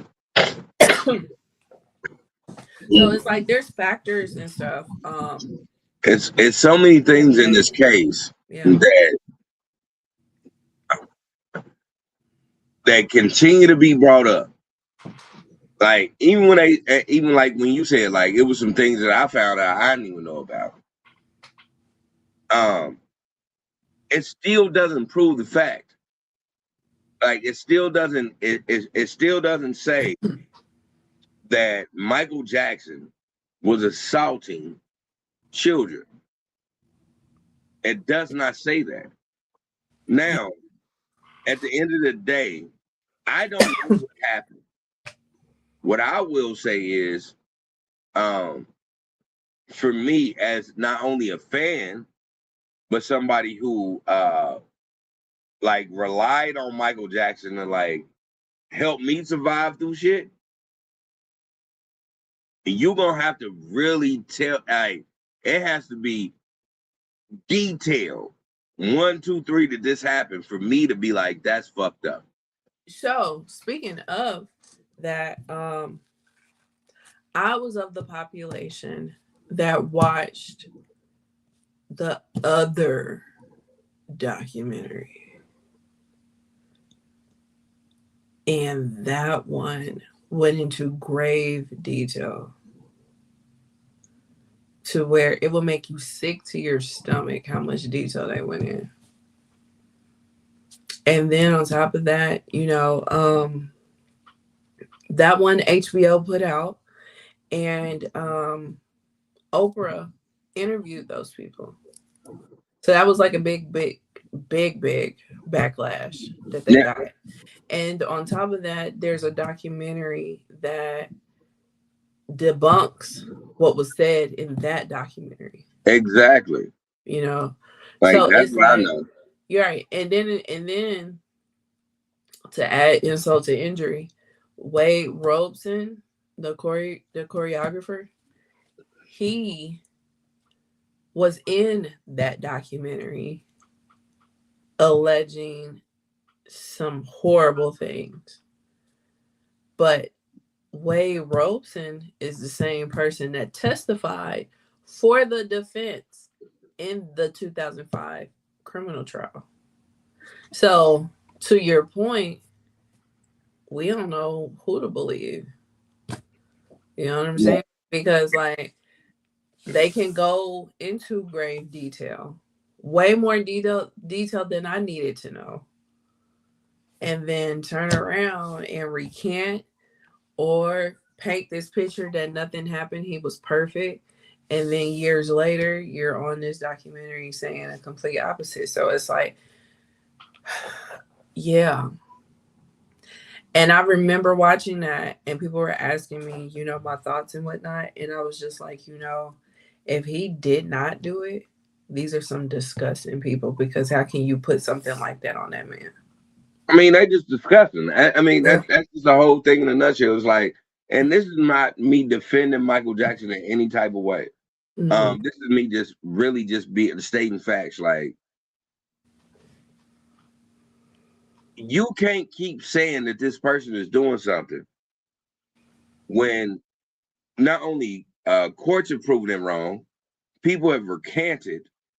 Um, even at one point when he just was like, "I want to get this off me," and he took the cash grab. Um, those individuals was like, not those individuals. There was one individual that was like, "Nah, I just was saying that." Yeah. Like, we everybody act like the truth ain't the truth. Like when people turn around and say some shit, because you can't defend a dead man, and no reason to defend a dead man. But if you say, "Oh man, shit, I was saying it because that's what my mama and them was saying," and blah blah blah blah blah blah blah, and that man ain't even here to like pay you off or nothing. Mm-hmm. That's just you telling the truth. Yeah. If we not listening to that, then what the fuck are we listening to? And I hate to say it like that, but it's like, again, I don't know because I wasn't there. But what I will say is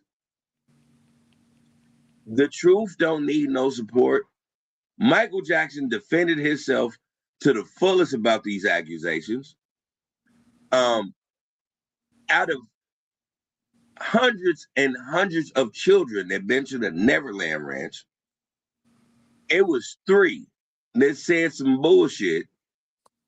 Yeah. 2 of them were scammers.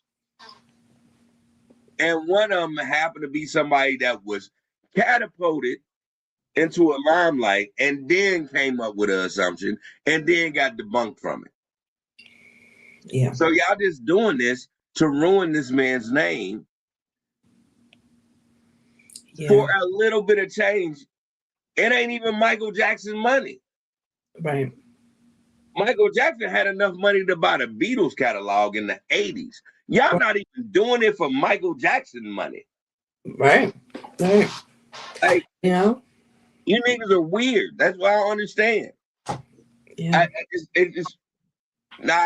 I'm just not gonna be convinced unless something sticks, and nothing has ever been able to stick.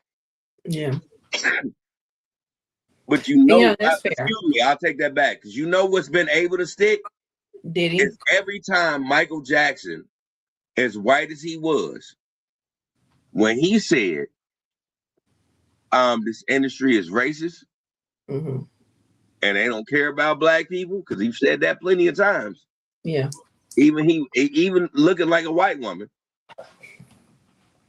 Every time he said that, they start calling him crazy, wacko jacko, and they start putting him accusations up. Now, these are things that are true. And they tried to get rid of him because he owned half of the things that everybody wanted. Yeah. Yeah. Yeah, that whole Beatles catalog was something else. That Beatles catalog is and this is my opinion, and I don't know for sure, but that Beatles catalog alone is the reason why they would want to end Michael Jackson. I agree. Michael Jackson had enough money. Not only, let's just put this in whole perspective. Michael Jackson had enough money in the 80s mm-hmm. to not only buy the Beatles catalog, but still come out with an album and put Paul McCartney on that bitch. Yeah. Paul McCartney told him, and I don't know in detail, I don't know how that went, but Paul McCartney was saying how much he was worth, and he told him how much the catalog was worth, and he didn't think Michael Jackson had that much money while they were recording the song, and that nigga bought that shit, recorded the song, made the song a hit, and guess what? All those royalties come to me because I own the Beatles, you bitch ass nigga. Yeah. This is the money that Michael Jackson had. Mm-hmm. Do y'all really think? Because we talk about billionaires right now. Mm-hmm. But I'm talking about the 8. Do y'all really think that a lot of them people was loving that Michael Jackson, of all people, the nigga that made the moonwalk famous, had more money than the Beatles? Yeah.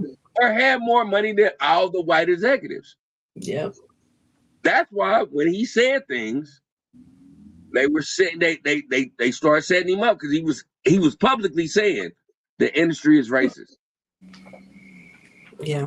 As looking like Elizabeth Taylor, he was still saying the industry is racist. Right. Right. Like, man, come on, man. We not about to do that. We all of this shit is a cash grab, and everybody's gonna still go under the banter of they have this belief about shit. But the woke community understands that. And when I say the woke community, I mean all of us that are aware of what's going on. Because at one point they think the woke community is pariahs, and we don't mean anything. But the woke community was invented by hip hop culture a long time ago, because remember when everybody used to tell you stay woke? Mm-hmm. Remember that was the thing. Yep. Now when you say woke, it means you crazy and you outlandish and you making up these ideas. No. No. Woke community is aware. We keep on seeing that red pill and we keep slapping that red pill the fuck away from us because we're realizing what the fuck is going on. Right. And I don't understand why folks be trying to act like they don't, but it is what it is. So yeah. Do you have any plans to watch the documentary? I am going to watch the documentary, but the reason why I'm going to watch the documentary because I'm an asshole is because I'm going to be the person shooting at the screen like, nope, that ain't what, and I know Jasmine already know what type of time I'm on. I'm like, nah, Google that, look that up. Yeah. Google that, look that up, because I'm just not one of, again, I'm not only a fan of Michael Jackson. Michael Jackson has got me through some of the worst times in my life as a kid. Like just being 100 with everybody. So if he's a villain, I would know that already because I would have deep dived into that and realized the person that I looked up to was wrong. Yeah. That would be one hell of a mental fuck, wouldn't it? And that would have fucked me. Like I keep saying, I'd have had to go through therapy. I keep telling everybody to go through therapy. I've had therapy sessions, but I would have to go through therapy from being a part of domestic violence to having to run away from somebody that's abusing you and your mother from doing. Michael Jackson was the key, and helping me cope through all that. Yeah.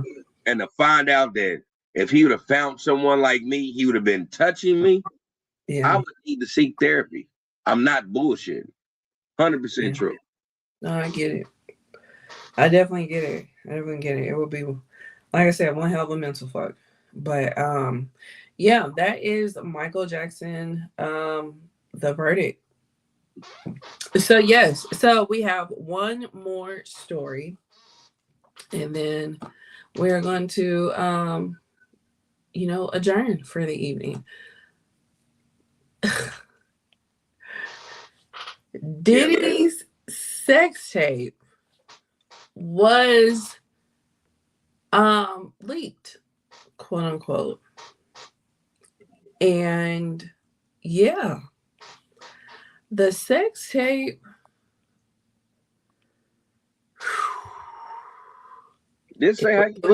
It was a sex tape. Just say how you feel. Yeah. Okay. We're not gonna dwell on it because we're not gonna do. What we're not gonna do is because this has been a thing. What we're not gonna do is diminish this man. He's already been there. So we're just gonna tell it how it is, and then we're gonna leave. Okay. Yeah. Because you already know what I'm about to do. Yeah. Mm-hmm. Yeah. It was a sex tape. It was not meant for public consumption. I will say that. Yeah, it was definitely a private consumption type of. Yeah. I'm sorry. I'm just for the rest of the video. I'm just doing this.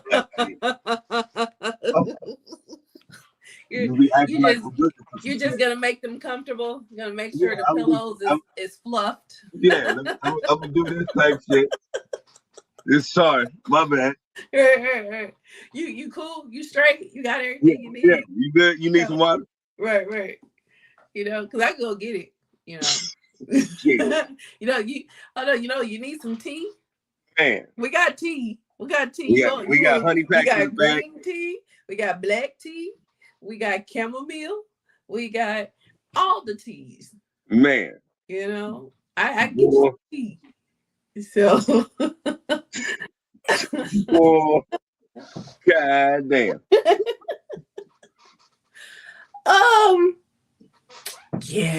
Yeah.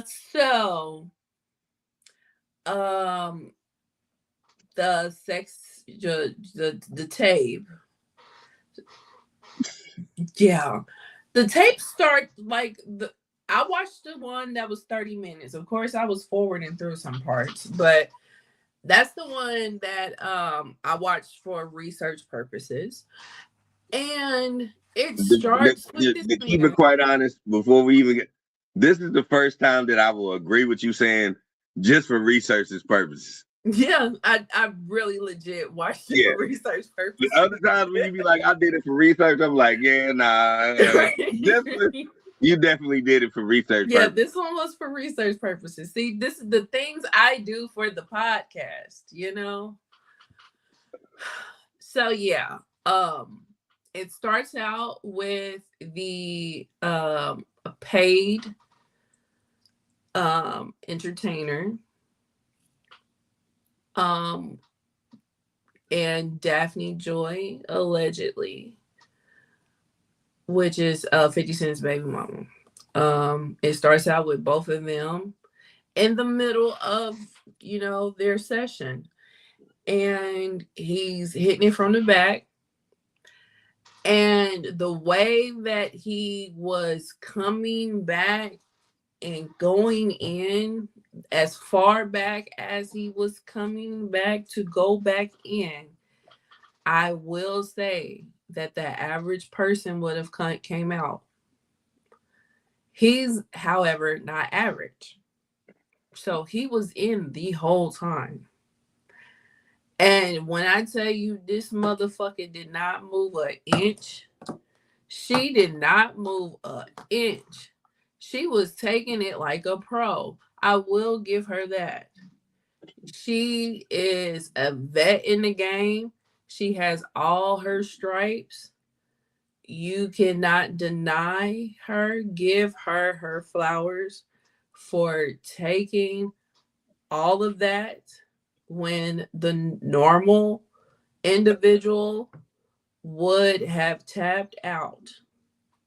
So in my Charleston white voice, most of these celebrity bitches, like most of these celebrity nigga bitches, they've been ran through already. She had to have been, They've been or ran through already. or that tea She's, was really teeing, because I don't understand how somebody can take all of that and not move. oh, Like she wasn't moving. that tape session was not the first one, because if you watch his interview, um he'll tell you, like, they have been through a session where, like, no, like, he can tell she was legit in pain and he wanted to stop, and Diddy was like, nah, playboy, keep going. Okay. Because I'm like, she must have had numbing cream, or she is really a vet in the game, because this motherfucker wasn't moving and he was giving her everything that was in him. Literally. And she was just like, yeah, yeah, yeah. Like she was not moved. She was not phased. Excuse me. She was like, you can do it harder. Like, and I'm just like, oh my God. The average person would have crawled up and died. Like, that man be out here passing out hysterectomies. Like, what? Then Shout out to you. what? What I do? I'm not you, but like that guy. I ain't did nothing. Shout out to you. Big Yeah. big shout out. Big shout Yeah. out to you, my nigga. Cause I mean, so then there was another part where, you know, he needed a break. He needed a break. She was good. He needed a break. And, you know, you hear Diddy talking, making sure everybody is straight. He didn't want to miss the moment because, you know, she was ready. She good. She ready. We don't want to miss this moment. We want to capture everything. You know, that's the type of time that Diddy was on. And he was on that type of time because Homeboy was spent. He was over it. He was done. I mean, these are 6-hour sessions. Yeah, right. He was over it. He was done. But Diddy's like, yeah, no, I paid you good money. You're gonna keep going. So things had to happen for them to continue. So actually, the majority of the 30-minute video is him trying to get back right. Like the vast majority of the middle part is him trying to get back right. So but you see Diddy, walking through, he's in and out of frame, he's moving the camera from one angle to another. And then when he's in and out of frame, Lord have mercy, Jesus, we find out that he is not a grower nor shower. He's neither one. And that is probably the reason why he's a voyeur. He was he was the paid extra in the room. Like I said, he was making sure everything was straight, making sure the temperature in the room was right, making Boy, sure you the need to watch. music was on. And then this is the killer part, because we're all in this haze of Michael Jackson. One of the songs that was being played was a Michael Jackson song, more specifically off of Thriller. And I was like, who has sex to Michael Jackson? Puff Daddy. I've never fathomed the thought. Like, I get that he makes love songs and what have you, but I've never fathomed the thought that one would put a Michael Jackson song on their sex playlist. Well, you know what? Even saying that out loud, it's weird. Just to be quite honest, I fucked the butterflies before. Really? Yep, I have. I don't. It wasn't. And when I say this, and I say this with the utmost respect, now that I'm thinking about it now, it was just on my playlist, but I was already in the midst of fucking. Okay. And butterflies. Still weird, but not as weird. Yeah, I wouldn't like, oh shit, put on butterflies. Like, hell, like, I wouldn't do what we do tonight. Let me make this playlist right quick. You pull out that Mike Jacks. Like, no. Yeah, no, but I've definitely fucked the butterflies before. I know. I remember this. Doing that, and the reason why I do remember that is because the person that I was interacting with was like vastly into it.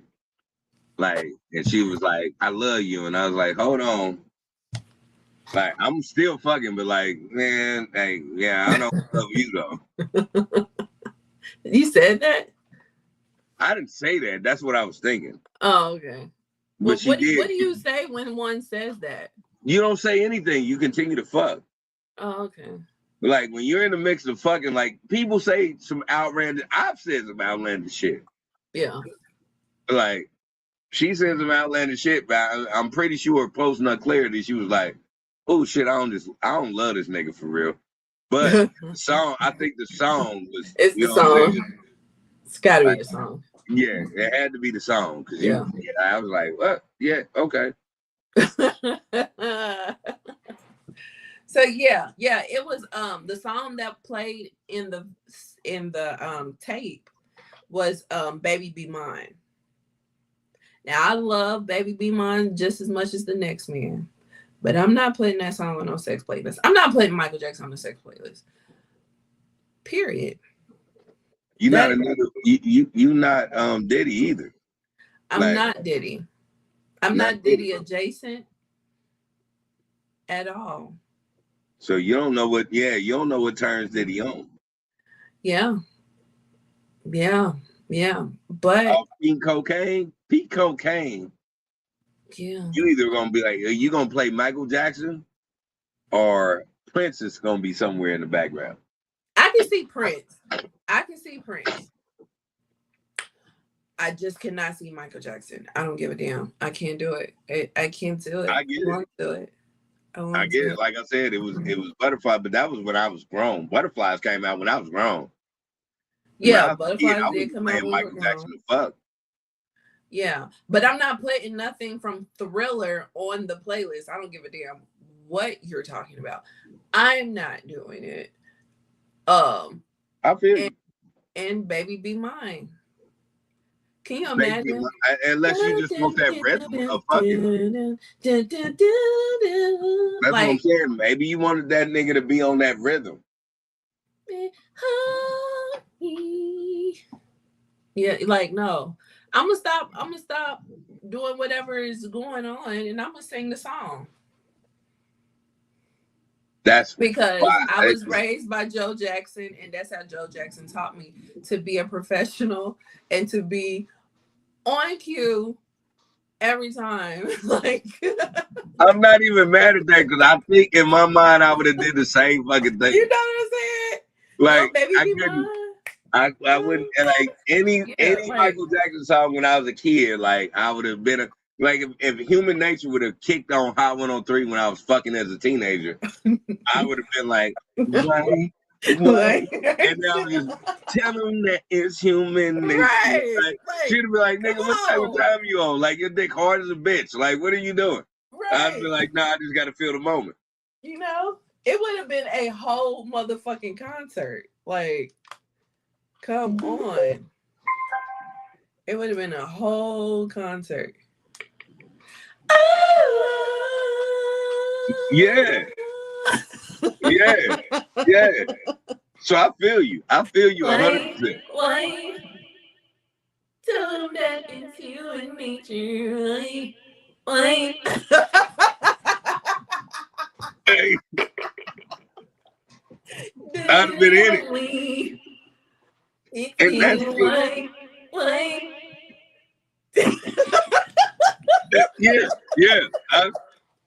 Yeah. Maybe that's what Diddy's into. Maybe. He had to slow grind that. That's where you just leave it in there, like have them moving around and shit. But Diddy can't do that. No. Diddy can't do that. Diddy can't put it in there and just and stick it all the way in there and have them motherfuckers reaching for pillows that ain't there. He ain't got that. I have a motherfucker reaching for a fucking pillow that ain't there. Oh my God. There.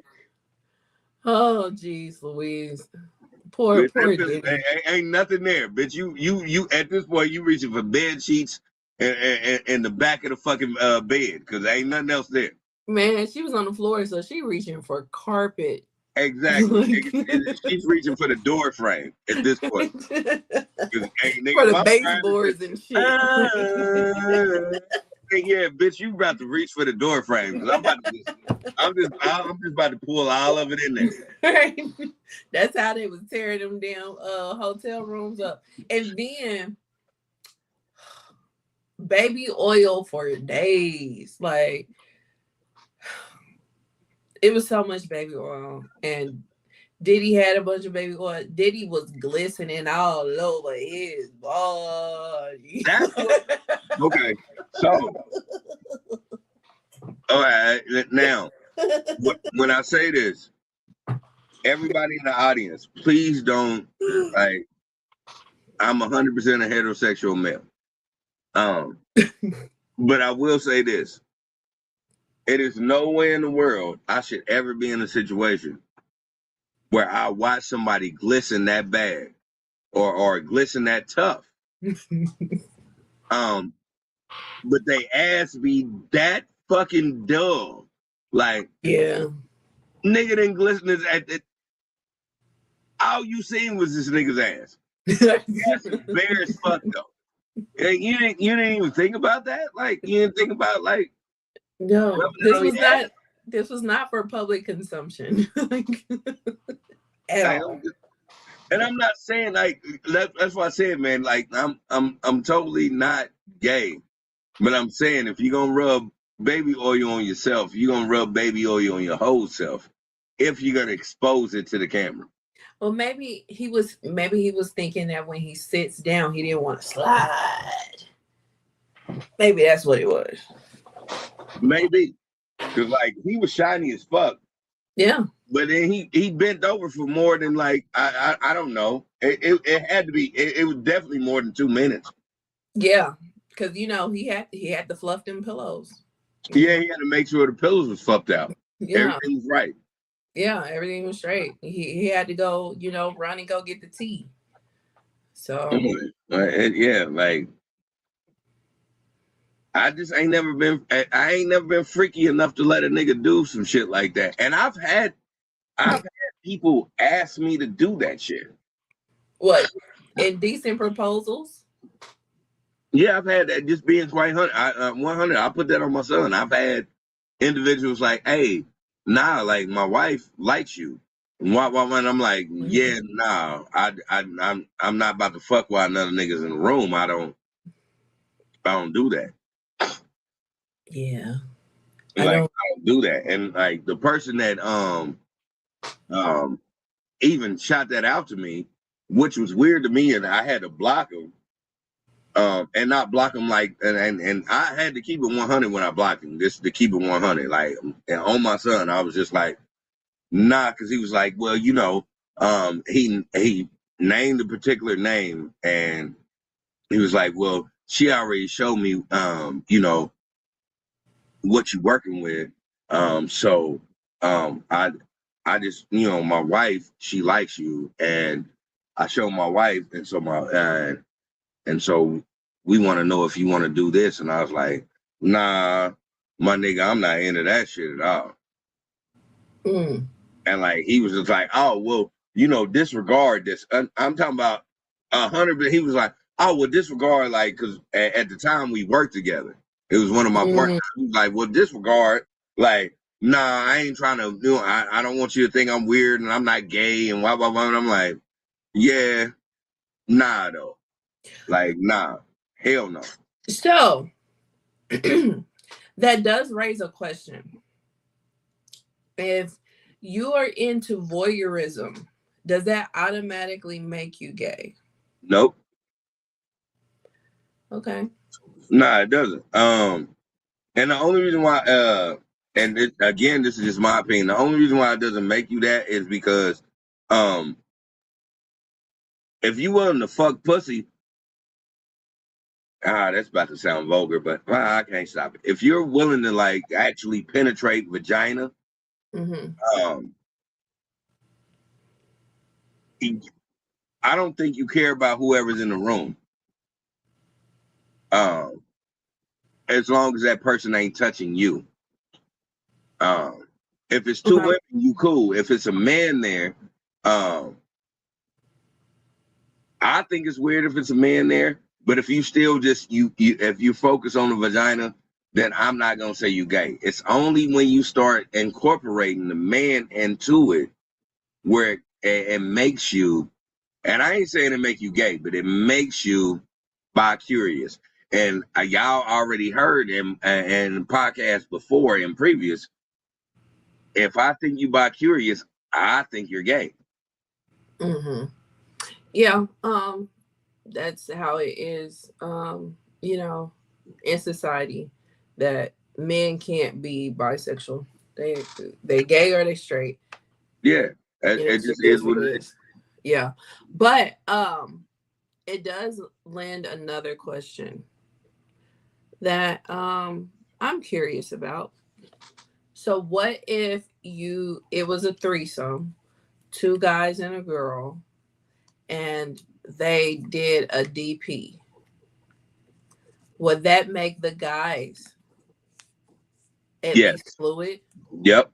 That makes them that makes them gender fluid. That makes them completely LGBT. The alphabet community. Once you start touching dicks, but they're not touching in a DP. They're not necessarily touching, because if it's a woman, you're putting them into different holes. Okay, so in my Dr. Roof voice. It's only a thin layer, It is.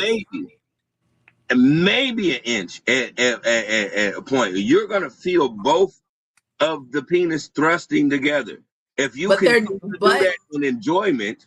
feeling and touching is two different things, though. Oh no! Because We're you not about to said do that. touching. You said touching. They would not be touching technically. But you're feeling the penis, You'll feel it, and absolutely. it's and that didn't unsoften you. But you're not. You'll feel. Oh You'll feel. no. No, what you're feeling is the movement of the penis, but you're not feeling the actual penis. So it could You're be anything. What if it was? What if it wasn't a threesome and they were using an apparatus? Would a that deal, be gay? a Well, deal. I was trying not to say that word, Yeah. but So they're feeling but you're still feeling something elongated and hard, and that is still arousing you. well, no, what you're actually feeling is arousing you. Because you're aroused by the whole. Whether it was an apparatus or a human in the other hole is besides the point. What you get aroused by is the whole that is attached to a woman. Okay. Now, if they were to put an apparatus in the other hole, you may feel the movement, but you're not necessarily feeling the apparatus. Okay. So Again, wouldn't that make you gay? so again, that's a thin layer. So you're It actually is. feeling that dick going in and out just like you're going in and out. So No, if I hold had on. a glove on and did not have a glove on this hand and I touch them, I feel them. I feel the movement from the other hand. However, are they technically touching? No, because there is something in between that keeps But them from actually touching. you're still rubbing your two hands together, right? I'm glad you said that because you're still Yeah, rubbing. you'll be rubbing, but there is But a layer in but between. okay, so that's just a rubber. Yeah, that is a rubber. So you're still rubbing your both of your hands together, right? You will be rubbing them, yes. Yes. So you're still rubbing two hands together. But there's something in between that's not It, making it, them touch. So you're feeling them, sure. You're oh, feeling the other. One is feeling the other, but are you physically, technically okay. touching? No. So again, because I'm gonna die on this horse. So if you even if it's something that if it's another dick there and your dick continues to stay hard in that moment of you feeling this dick, to me that sounds gay. This period. Sorry. All right. Now, even putting that in perspective, you got to understand that these type of niggas that do this type of thing also do double penetration. Yeah. If you put your dick there and he puts his dick there in the same place and y'all continue to be rock fucking hard, that's gay to me. Okay. But what if it was only two people in an apparatus? It's still an apparatus that feels like a penis. You're touching another penis and it's not detouring you from what is happening. That is going to detour me from what is happening. But what if you got mind control over Debo? I don't got mind control over Debo. I can only tell you what I'm doing. I can't tell you what other people doing. I can tell you what I think they are, but I can't tell you what I'm doing. I'm not going to be able to continue with this type of bullshit. Okay, I'm so not. no DPs for you. Got it. No. No. Okay. Now, I'm not shooting nobody down for whatever you do. Free love is free love. Yeah. Real life. No king shaming over here. Yeah, I'm not doing that. What I'm saying is what I think it is. If you don't think that's what it is, then you don't think that's what it is. And I don't care because you're not in my bedroom, just like I'm not in your bedroom. But I can tell you how I feel about it. Yeah. I think it's gay. To you, you could be like, oh, no, that ain't gay. Cool. You can say that all day, but I'm still going to think it's gay. Right. And I don't know dang dad shit because I'm not browbeating anybody. Yeah. I'm not about to be on that at that type of time, but I am saying, just to be quite honest, how I believe. No, I wouldn't do it. But if anybody else wanted to do it and they was cool with doing it and they don't feel like they gay at doing it, then go ahead and do everything you want to do. At the same time, don't involve me in shit that you do when it comes to bedroom activities. Yeah. Now, we had a conversation prior to starting the show. So this is kind of going down that road. So we're going to revisit this conversation. Because it did not happen in the sex tape. However, it did come out in the trial that Diddy liked to play in the man's finishings off of the woman or from inside the woman or whatever the case may be. Mm-hmm. You know, so it wasn't a direct receival of finishings. You saying it so professionally. I am trying. I'm trying to use my words. You know, but it nonetheless was the man's finishings that he would like to play in. It was baby batter. Yeah, you know. You not to put words in your mouth, but in pretty much a shortened ideology, think it's gay.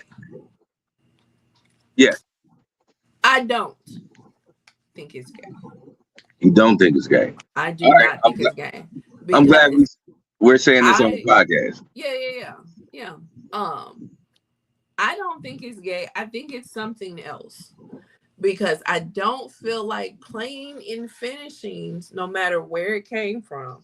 I don't think that is an example of somebody being gay. That is an example of somebody being something else. Now, what else? I have no idea. But if you were to look up examples of what somebody does, if they are gay, it's not that. Okay. So let me ask you a question. I'm glad you said this because I was waiting on this to ask this question. Okay. So you're telling me if you were, say you, and when I say you, I'm just like wanting your opinion about this. Okay. If you were messing with a dude, wasn't your dude, but it was somebody that you fuck with, and they knew you fucked other dudes. If you had told them like, hey, I'm about to spend the night over Tyrone's house, and they was like, all right, bet. If they text you, hey, if he coming you, let me come over there and eat that pussy. Is that gay? No. It's not? Because I don't think so. He wants to suck the cum out of you. Out of the woman. A man wants to suck a man's cum out of a woman. I think it's something else. I think it's something else. I don't think it's gay. I just said I do not know what that is. It's gay. I am a virgin, so I don't have the words for this type of conversation. It's gay. It's called gay. It's called because I don't want to, and I'm going to keep it fully aware for everybody in the audience. It is called I am afraid to express my sexual nature, so I will use a woman to express my sexual nature, because that's a mask. Because I'm gay, I want to actually drink another male's cum. That's gay. I think it's something else. It's gay. It can be you something know what? else. You want to ask? It can be something else. Siri? 100%. So I'll give you Siri. Let's ask Siri. Again, when you ask Siri, mm-hmm. Understand this. I get it's something else, but the underlining of it, the undertone, it's gay. Okay. Well, let's see what Siri says. Hey Siri, if a man drinks semen from... Okay. Oh shit. I found this on the web. I'm talking too slow. Hold on. Hey Siri. If a man drinks semen from a woman that was supplied by another man, would that be gay?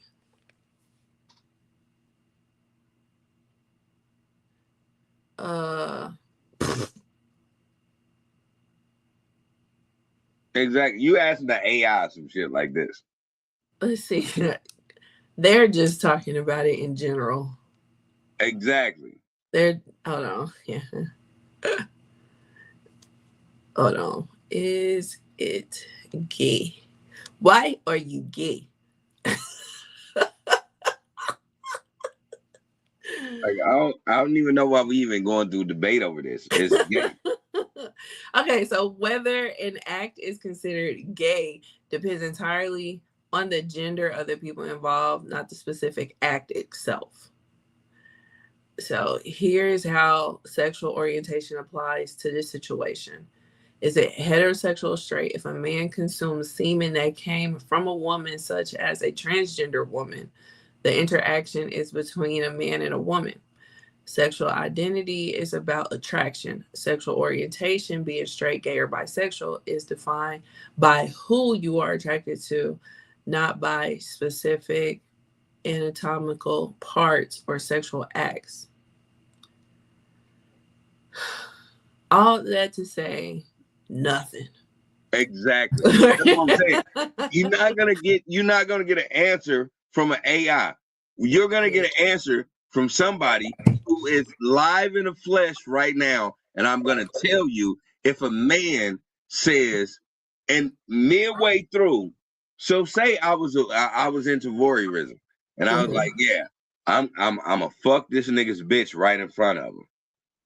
If that nigga turned around and said, hey boy, when you bust that nut, bust it on her ass, or I know what I'm saying, I can lick it off.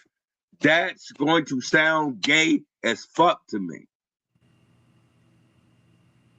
That's just nasty. Ew. Okay. Or even if he don't say, let me lick it off. If he say, hey, nah, when you make sure you bust it on her belly so I can let her rub it on my chest. That sounds gay. Why do you want to rub another man's cum on your body? Diddy plays with niggas cum. Yes. That sounds it's very gay. nasty. It's very, very, very disgusting. I will give you that. I just think it's called something else. It's called gay. Because I mean, there's gay people that are like, yeah, no, I'm not doing that ever in life. It's gay people that saying they're not gonna do it, and it's other gay people that's like, yeah, fuck it, free for all. Like, what are we talking about? Yeah, but it's still gay. But I feel like you can be gay and not do that. You can be gay and not do that, but you can't be gay and do that. But you can do that and not be gay. You can be gay, or excuse me, you cannot be gay and do that. It is nowhere in the world that a heterosexual male is gonna be like, after I fuck you, I want you to find some random semen to put on your titties so I can play with that's it. disgusting. Why would you be finding random semen? And where I, would you find random semen? You gonna go to the sperm bank? Like, I don't understand. okay, so let me put it in layman's terms. It is nowhere in the world that a man that is not gay will turn around and say in the middle of a threesome or a cockhold that I want to rub or play with another man's semen. That is gay. Cockholding is a form of men being gay that don't want to say they're gay. You think so? Yes, 100%. Why do you think that? Because if he was in a heterosexual relationship with a cisgender woman, and that woman has sex with another woman in front of him, how is that gay? Okay, so this is the thing that I've had this conversation with Jasmine before, and this is the thing that bothers me about people.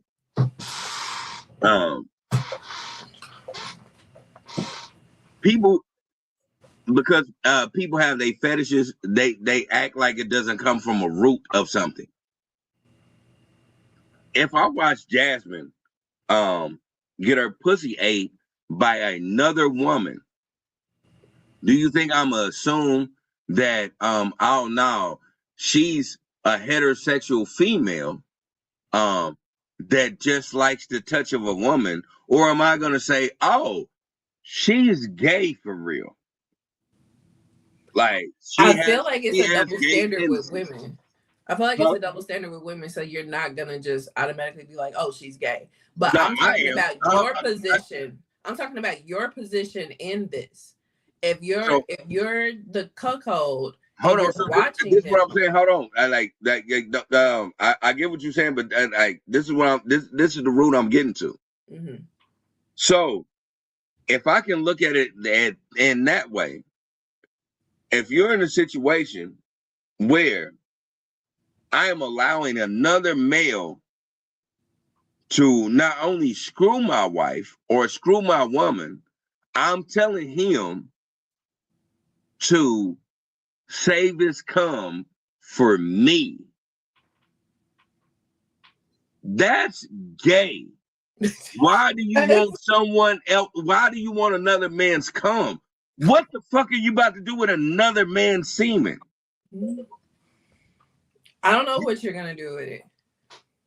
Whatever you're gonna do with it, that shows me right there that that's what you want in a sexual transaction, which also means that you want that man to, you're waiting on that man to ejaculate.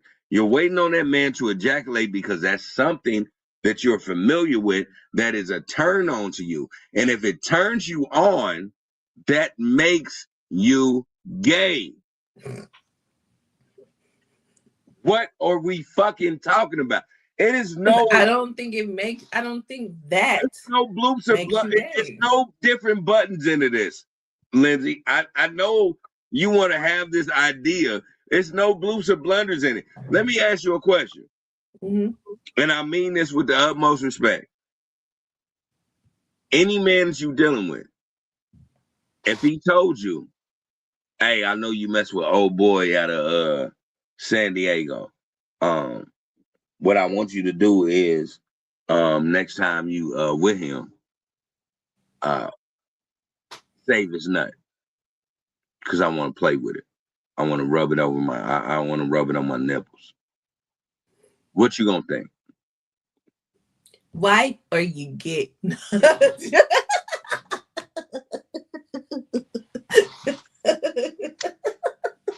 And you 100% true. You just laughing at it, but you know I was you. waiting to say that. I was waiting to say that. No, I'm gonna think you're a weirdo for one. And I'm gonna think that you're not right for me. And you're gay. I'm not gonna think that you're automatically gay. I think you're a weirdo, and I think your kink and my kink are two different kinks. So we are not meant to be. That's what I think. Everybody wants to say kink. It's not a Your kink. fetish, like It's what? That's what your that's fetish what is I get. honestly think it is. I think it's a kink. So your kink and your fetishes can always hone around homosexuality. So we can't act like because we. So I'll keep it real. I'll just not be on no extra. I don't believe in this whole idea of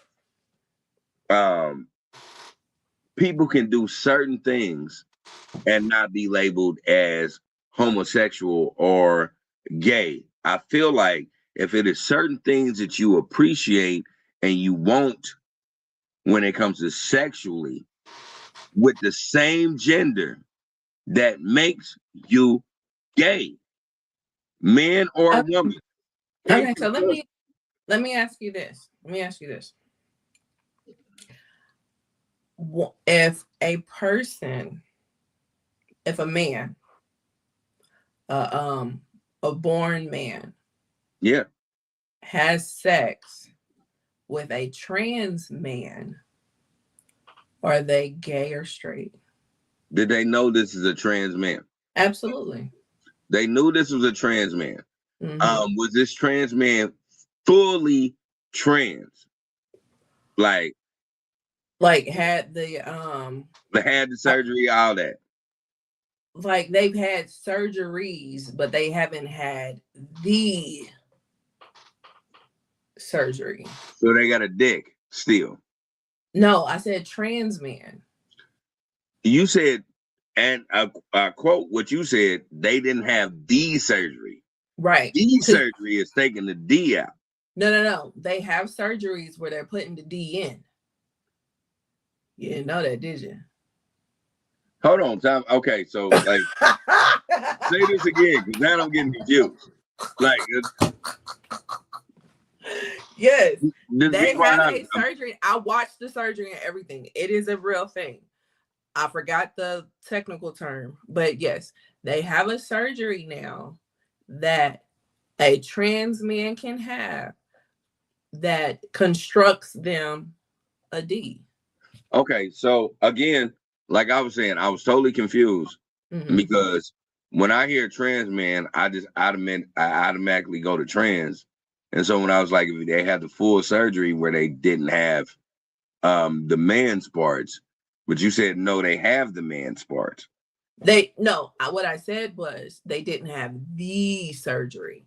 And when I mean the surgery, I mean getting them the D. But they've had the top surgery. They take the testosterone. They do they're male presenting. They are trans. They're male presenting, but they still have a vagina. That's what you're saying. Right. Does that make them gay? Does that make the man, the natural born man, gay? That natural born man, does that make them gay because they're sleeping with a trans male? Yes. 100%. Why? You know why? It's because they're of what they're attracted to. Yeah, it's what they're that before we get to dick and pussy, or excuse me, because I don't want to be vulgar with y'all. Before we get to penis and vagina, we look at the attributes of a person first. Agreed. So if the attributes of a person first attracts you, if that attracted you, then you're gay. Now, see, I don't necessarily agree with that. You don't necessarily, and that's the problem with the world, because the world don't live in real life. Real time. Like the world don't live in real life. I'm not gonna look at a man or what I think is a man with a bald head and a beard like mine and muscles and be like, ooh, I would sure see what that pussy feel like. Well, this doesn't just come out the sky. No. Listen to me, because this scenario doesn't necessarily come out the sky. I have a friend that I grew up with that as far as we can remember, he has been gay. He's been gay all of our lives. He started messing with trans men and loves it. Loves it. And I'm talking about he does oral, he penetrates, he absolutely loves having sex with trans men that still have a vagina. So when he told me that, it was like a running joke between me and him because I was like, you're straight now. Like you're not you're not gay no more. I'm not No, gay he's no not. more. He's still gay. This is the thing. This is what. But no, but I was just like, I was like, at the end of the day, like after we joked about it and shit like that, I was just like, I feel like you're bisexual. You know what I'm saying? Because you like the aesthetic of a man, you still like having sex with men, but you like pussy. Like I feel like that Cardi B gift, like, you know what I'm saying? Like it's a vagina. It's a vagina. Like you like vagina. Okay. So you're bisexual because at the end of the day, No, he's not. That's what it's all about. No matter how it's dressed up, no matter how much lipstick you put on a pig, it's going to be a pig. That's and a you lie. like pork like a motherfucker. So No, that's a lie. And the reason why that's a lie is because when you get to a place because I get what you're trying to say, because you're trying to make your friend seem a certain way. But when you get to a place where a man, what looks like a male, turns you on, and you find out that it's a trans male, ass is ass. You're looking at a man doing it and getting aroused by it. That is still gay. That's gay. It doesn't matter what you. That's why I was trying to break down what you were saying about the transgender, because you said a trans male, and I was like, oh, now trans women, these motherfuckers are very sneaky, just because they won't tell you, especially if they got the full surgery, they won't tell you they were born male. That's so why if they got the full surgery, why does it matter if they were born male? You know why? Because they still have hormones of a male, just like a trans woman or a trans male still has hormones as a female. It's still going on the situation of, if I'm gay and I only fuck with trans males, I still only attracted to males. If you don't tell me that you are a trans woman and I'm dealing with you, when I find out that you are a trans woman or trans woman, that's how niggas fly off the deep end and start killing motherfuckers. I agree. I mean, I'm all here for full transparency. You know what I'm saying? Because we all don't want that inevitable to happen, because in some instances it is inevitable because people be lying and shit. So I'm with you with a disclosure. I'm just saying, why does it matter if they've gone through the whole surgery? You're saying because of hormones, but they take shots to combat those hormones. So if they're doing everything to pretty much make them a woman, and if you're not in the building for having children, then why would it matter? Do you want to mess with a dude that tells you he got to take a shot to get his dick hard to fuck you?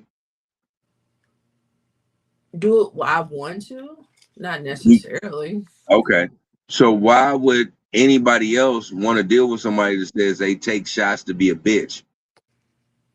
I mean, but there's people that have been born a woman that may have to take those shots as well. There may be something off with them to where they have to take those shots. There are men that were born men that have to take shots because they maybe have an off balance of testosterone in them, which may lead to ED. So So I mean, so no, but it's not ideal. we're not talking about hermaphrodites I'm not or talking about hermaphrodites. hermaphrodites either. We're not doing that. We're talking about a person who is taking hormones to be something else that God didn't create. Or excuse me, because everybody don't believe in God. So the people that's listening to us, these people are taking things that nature didn't create. And you want to go into nature and say that you are something else. But then you'll turn around and say certain things like, oh, getting the chip in your brain is wrong, or getting eye coloring is wrong. Like we have to, like, and I mean this with the utmost respect for everybody in the world, but we have to start setting a standard for what we believe in. I don't know about how everybody else does, but what I will say is once you start trying to affirm yourself to be somebody else to the point where you have to start taking medications or shots, then you are not only lying to yourself, but you're lying to everybody else, because who you are genetically is what I'm listening to. I'm not listening to nothing else, and I get it. And when it comes to my LGBTQT, all of y'all, the community, I'm not shooting y'all down because I don't want to call y'all the alphabet community because I don't want to disrespect y'all. Yeah. But what I'm saying is LGBTQIA plus. thank you. Yeah. I don't want to disrespect y'all at all. What I'm saying is when you are in a situation when you are changing yourself on the top layer of it, but genetically you are a certain person. You are a certain person. And for me, that's what I think it is. Everybody else can think different, and it's no problem with you thinking different. Mm-hmm. Like I'm never gonna, I ain't gonna kick in your bedroom and tell you wrong. But what I'm saying is, my opinion is this, and I'm gonna stand on my opinion. I'm not gonna Yeah. stop doing what you're doing, but I'm saying I'm still gonna. If you were born a dude and turned into a girl, you're still a dude to me. If you were a girl and turned into a dude, you still a girl to me. Mm-hmm. Like, and that, it just it and that's just how my mental works. Now, at the same time, I'm never gonna disrespect you. If you were Greg and you said I want to be known as Renee, I'm gonna call you Renee because I'm not gonna disrespect you on that level. Yeah. I'm not gonna look at you as Renee, but I'm gonna call you Renee. Yeah. At the same token, if you were born Renee and you said my name is Greg, I'm gonna call you Greg. I'm not gonna disrespect you. I'm still gonna look at you as Renee, but I'm gonna call you Greg because that's what you want to be called. Mm-hmm. Like I'm not on none of that level. Like I'm not castrating you or calling you out or saying like you wrong as fuck. I'm just saying in my opinion, it's just you still on this level to me, but I'm gonna respect you for what you know what I'm saying, believe you are. Yeah. Because at the end of the day, it's just what you believe you are, not genetically. Yeah. I got you. I got you. Yeah, I don't want nobody to be like, oh, he's so homophobic. No, I'm not. No, I'm not. Like, and I'm so not homophobic. I don't even have to say I got I got three friends that are gay. I Yeah. have hella gay friends. I'm Yeah. not homophobic at all. Yeah. Yeah. I don't think that this conversation is stemming from homophobia. It's just what our ideologies are. You know what I'm saying? Because like we're two straight people at the end of the day that's trying to navigate through this world, and we're going off of society norms and ideologies, and you know we're just having an open, honest conversation on our thoughts and opinions. So it's not coming from a hateful place. It's just what we think. Yeah. You know what I'm saying? And if it's not the norm, it's not the norm. Everybody doesn't have to think the same way, you know. But everybody does have to be respectful to one another. Exactly. You know what I'm And that saying? and So, my mother taught me that a long time ago. yeah, Like, and it's be respectful. yeah, My mother grew. I grew up a Jehovah's Witness. My mother's a Jehovah's Witness, but my mother's best friend was a man named Trotman, mm-hmm. and Trotman was a gay man. Mm-hmm. And I loved my uncle Trotman. Just to keep it 100, not even faking a funk with you. But it was Yeah, one of those things where, like, and I've said this before and on this podcast, it was certain places where my uncle Trotman didn't sit, that didn't, he didn't want me to be around. yeah, And it wasn't that he was shaming himself. He just was like, nah, what if he gonna learn that, he gonna learn it on his own. He's not yeah. gonna learn it because like, he's around me. You're not gonna turn around and say it's my fault that he did that. Right, right. Yeah. You know, so that this is where I come from. So Mm-hmm. I come from that, and I also come from whatever you choose to do is what you choose to do, and I respect you for doing what you're doing. I just want people to be honest with themselves. Yeah, yeah. You know, for me, I don't care. You do whatever you want to do as long as it's consenting adults. I don't give a shit. You know what I'm saying? Because it don't change the way that my direct deposits hit my account every week. So I don't Exactly. care. So Exactly. Like these bills got to get paid one way or the other, and it ain't worried about how I, right, I gay I think you are, how gay you think you ain't. right, right. So It's just what I feel. It's just my opinion. But yeah, we still can be cool, and we can still live amongst each other and not build a hate with each other. It's mm, just my opinion about certain things, yeah. and that has nothing to do with Diddy, but it has everything to do with Diddy because he had his ashy ass out in a sex tape where his girl was getting rammed by a nigga who has 15 fucking inches of dick. Oh, jeez. You see how I made all that make sense? Yeah, you just brought it on in. Just brought it on in, and I appreciate you for that. Yeah. Cause yeah, yeah.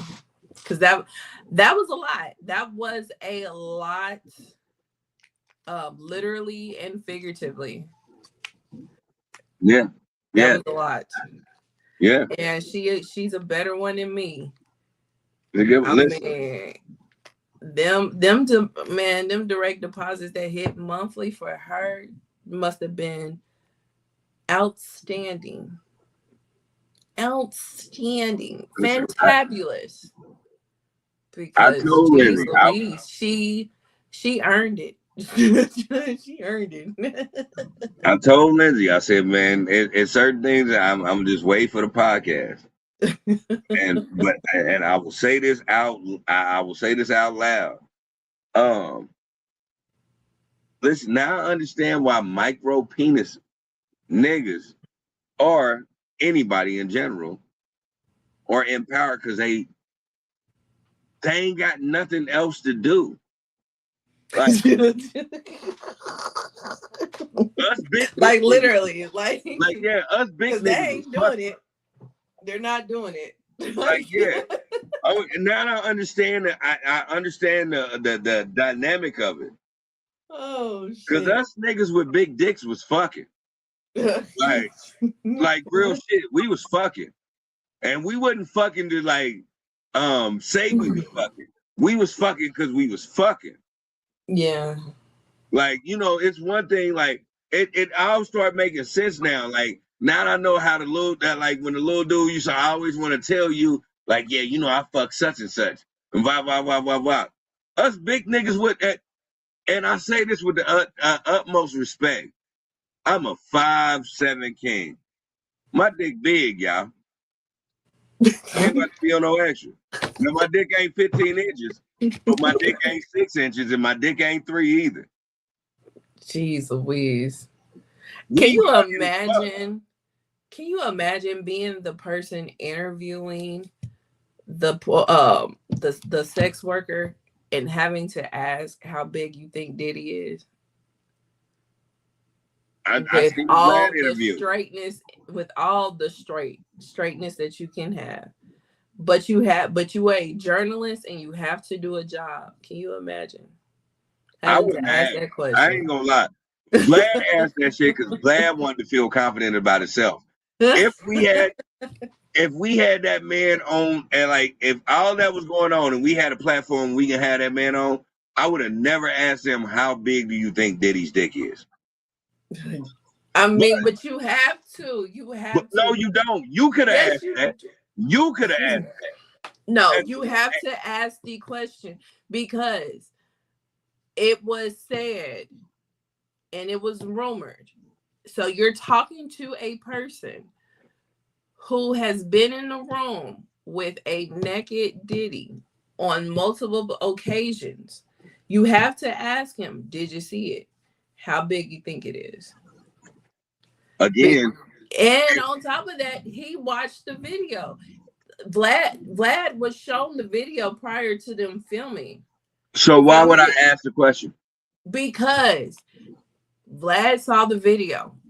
It wasn't normal. It wasn't normal what he saw. We know that now for sure. The shit wasn't normal. So, with it not being normal, you have to ask the person that saw it live and in color, what the fuck was going on here? No, you don't. For you me, do, because inquiring minds want to know. And nah, him being a journalist, he as has a to ask the journalist, hard-hitting questions. that's not a hard hitting anything.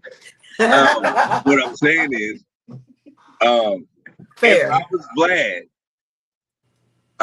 was Vlad, I wouldn't have asked the question because I seen the video already.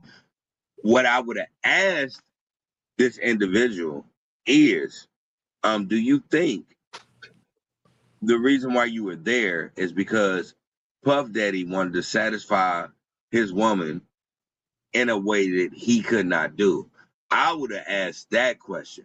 I would have never He asked. did. No, Well, he didn't he have to. did. He didn't have. Well, he didn't ask it like that.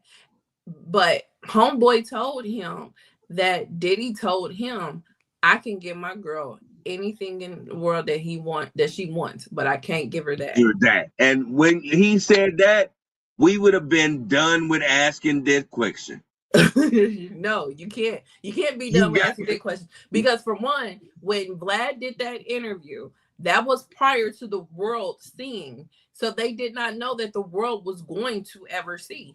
And with you being a journalist, you have to ask those questions that you know people are going to want to know, and then you're curious as well. No, And you're you not. saw a No, you're not. video. No, You you're not. saw a Not as a video. man. No, you're No, not. listen. You saw a video of a man who looks like they do not have on clothes, and he is gesturing in a place that you would think that you would see something that is attached to him, but you don't see it. So you don't know if this video has been altered or not. So why not ask the person who was in the flesh with him in the room while he was unclothed, grabbing something that was attached to him that we cannot see with the naked eye on this video that has filters, that has lighting, that could have been modified, all this type of stuff. You got to ask those questions. You're not a good interviewer if you don't ask those type of questions. And furthermore, he knew that a lot of people would have been like, well, how big is it? Because we have heard that it's not that big. So why not ask the person that was in the room with him? Because they will be asking in the questions. That would have been the number one question had Vlad not asked it. Willing to bet money on that. One,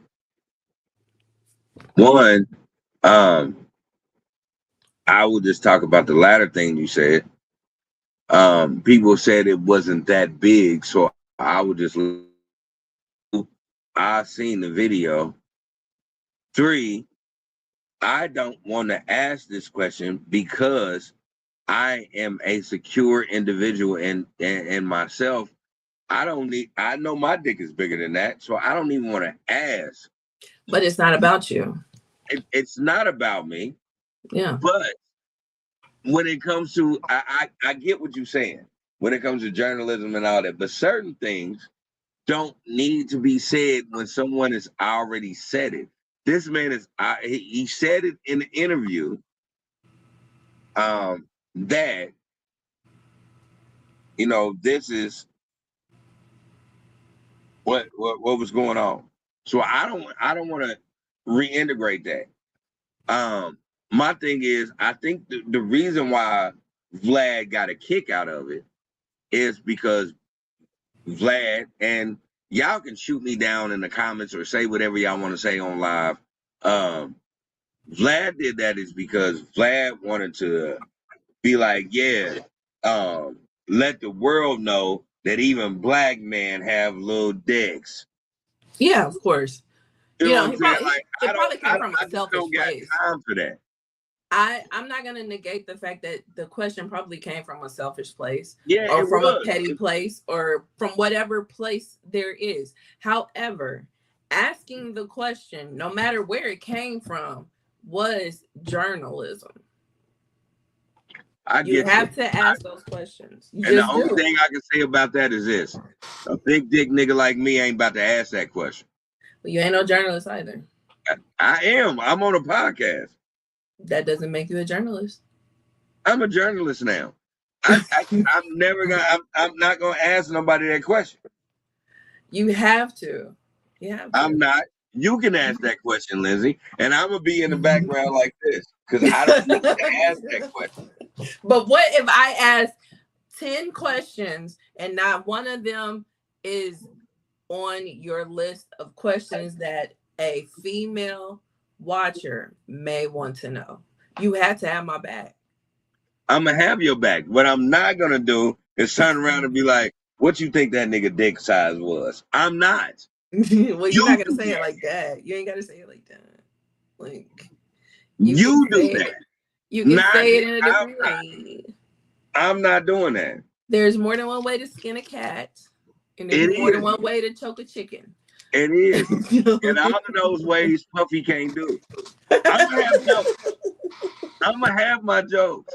What I'm not gonna do is ask that question. I don't have no time to ask that question because that question don't concern me. He canceled the rest of the day. You have all the time in the world. You can ask that question. I'm not. Yeah. So, baby, be mine. Yeah. So if you be like, yeah, Lily, what did you want to ask him? It's gonna be everything but that question. And then you're gonna have everybody in the chat going, nigga, ask the motherfucking question. No, I'm not. First and foremost, I'm not about to sword swing with a nigga. I ain't about to do that. Sword swing. You just gotta know. You gotta know. When you ask questions like that, that means you sword swinging. When you start being like, well, how big do you think he is? Now you sword swinging with a nigga that's not even in the room. Why are you even doing that? Because you want to make yourself feel confident about shit. I don't have to ask another nigga how big another nigga dick is. I know how big my dick is. But you're not asking because you're in competition with the man. Like if you were to ask your girl how big her ex is, that's weird and that's a little competition. I was about to say that's weird as fuck. I would never be like, who's the last nigga you fucked? And what I would never do no shit like that. But that comes from that place. When you're asking in an interview, it's journalism. But never ask your girlfriend, whether you're interviewing her or not, how big her ex dick is. Like you don't ask that. You'll get. I'm gonna just keep it 100. I think my girl on the spectrum because she don't know how to lie. So if that nigga dick was bigger, she would have totally told me. She'd be like, nah, I ain't gonna. Yeah, I mean, you satisfy me, but that nigga dick way bigger. No, she don't know how to lie type shit. I would have never asked I would never ask that with no bullshit like that. Man, like you cool and all, but you know. Like, and I done been through situations like I told you. I know Like I know what I'm working with. I know, but I've had situations. I didn't say this on the podcast. I've had a girl tell me, like, I mean, you ain't the biggest dick that I had, but like, I mean, you the biggest dick that's there, and I'm like, oh well, shit. Okay, whatever. I wouldn't. I mean, that still was an opportunity to get some pussy, so I wasn't gonna stop it. Yeah. But I just think, I think men set themselves up when they ask questions like that, and I feel like they already know the answer. You know, that maybe they just want their person to lie to them to make their ego bigger and stuff like that. Because like a big guy is not gonna ask you no question like that. I'm not gonna ask you like how big my dick. I don't got no time to do that shit, nigga. I can see my dick when I'm fucking. I ain't about to be on the extra time with you. Yeah. A big guy is not gonna ask you no shit like that. They're not even gonna talk about it, to be honest. To be quite honest, in my Kevin Samuels voice, you know when you got a big dick or not. So if I say no, my dick big, I'm gonna leave it at that. I ain't about to be like it's big, blah blah blah blah blah, and this many whatnot. No, I just know my dick big. I know my dick is bigger than the average, and I know my dick is bigger than the above average. So I'm not about to play with you. Yeah. Like motherfuckers, I don't have no time to. I don't got no time to root around the shit or just to keep it. What I said, just to keep it 100. I'm in my 40s, nigga. My dick don't move like it used to. So it's not like I'm propagating like, oh, this is this dick out here. Like, no. So maybe now you bring up a good point. Maybe that's Diddy's problem. Nah, that's a lie. That's a lie. I am trying. Look you here, trying. Sean. You trying. You know what? You know what happens? I'm gonna tell you exactly what happens. What? You get to a situation where, like, yeah, you want to do it, and you know your dick is your dick is like they say your dick is saying it's ready, but then your dick be doing this shit. So you just gotta you got it halfway hard, and it's just like, but it ain't coming here. It's just like boom. But it's still a dick though. It ain't doing this. It ain't doing this type of shit where you just you have to it's just right here, and you got and you say some shit to a bitch and throw a bitch off like, now you gotta suck this motherfucker. I ain't about to like, nah, you do though. I'm past 40. You gotta if you want it to come here, you gotta make this, you gotta make it happen. You know? Or I'm gonna go to the store and take a liquor store appeal, or I gotta eat. It's so much shit you gotta do after 40 to get your dick all the way hard. Like, man, y'all don't know. Sorry to y'all, man. Y'all don't know. Like, unless you eating clean, if you a nigga, if now, God bless, God bless me, I know how to take vitamins and eat my vegetables. But you niggas that just be smoking all day and like eating fried chicken, I don't give a fuck how big your dick is. If you're not nurturing the fucking shit, that the materials that need to get your shit rock hard, I don't care how big your dick is, that motherfucker just gonna be big and it's gonna be halfway hard. You gonna have to do some shit. Like, you gonna have to take care of your body, my nigga. That's why I be working out. I work out. Cause I went through all of that is together. Yeah. Cause I went through those situations where my shit, it'd be here, and it's cool here because you can still do whatever, but you want this motherfucker here. Mm-hmm. That motherfucker be sitting right here. They just be looking like, you just got long ass limp dick. You don't want to go through that. No, nobody does. Nobody does. But you know, like I said, homegirls made her money. She made her money. She definitely made her money. She got her just deserves. That nigga got, listen. Poor kid. You gotta understand. Now this is where you understand how people have niggas give niggas homage. You gotta pay homage to a nigga that come in that motherfucker with a fucking arm to elbow ass dick and fuck the dog shit out of this lady.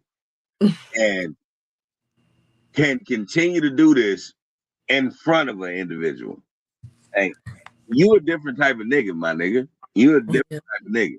And knowing what he's doing to become, you a different type of nigga, my nigga. I can't be you, but you do you. Yeah. Cause like I seen the interview, like these motherfuckers gotta like this nigga literally told him it wasn't enough. If a nigga ever told me some shit like that, I'm done. That wasn't enough, Playboy. You gotta do another round. Nigga, what? Right. I wonder how much he got paid. He got paid $3,500. Watch the interview. He'll tell you got $3,500.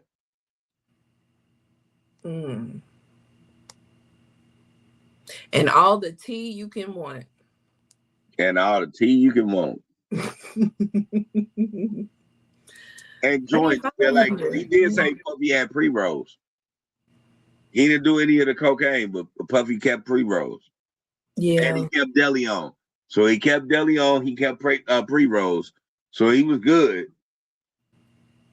Yeah, like, you're gonna have a night to remember for sure. It would definitely throw me off if a nigga told me that wasn't enough nut.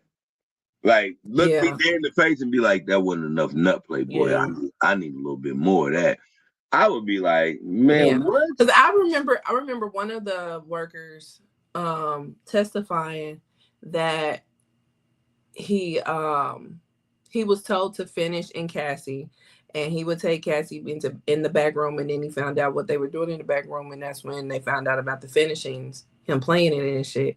And I guess one particular time he faked it because it was just too much going on. So he was over it and he faked it.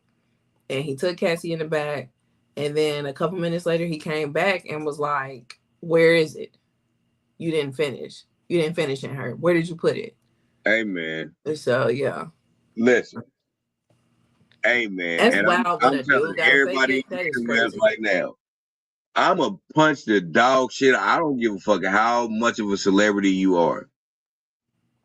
You run back in the room with a micro penis and tell me where is it? Where it like you're looking for your paid for it. He paid for it. He wanted. Oh man, I'm gonna punch you in the mouth. I'm gonna tell you, hey man, you gotta get the fuck away from me. That shit looks weird. Like, just imagine somebody. You see this lighter here? Somebody coming in holding this lighter, but yanking it, and say, "Hey man, that ain't enough. Where's it at? Where is it? Where is it?" I'm gonna be scared. I ain't gonna lie. I'm gonna fear for my life. I'm gonna punch you in the mouth. I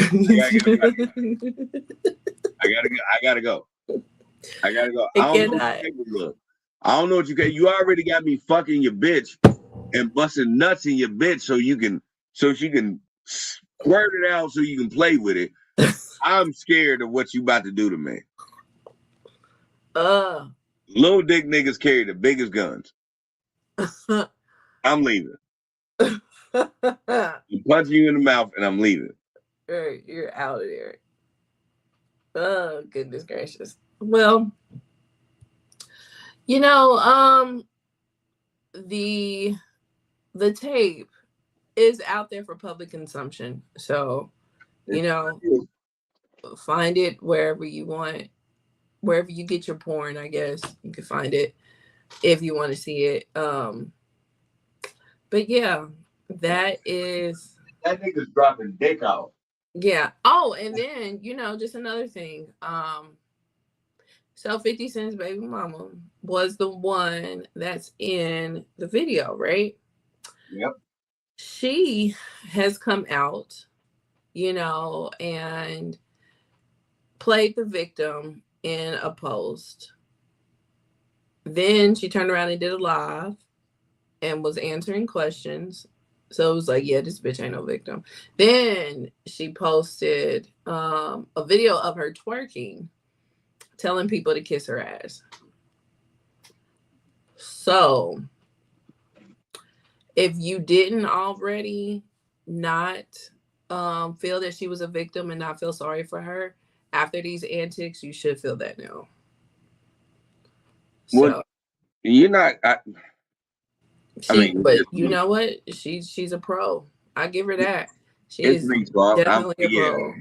I'm not about to because everybody, you can feel the way you want to feel about her, but I told y'all, I told all of y'all during the Diddy trial exactly who the fuck Jane Doe was. Mm, we all knew.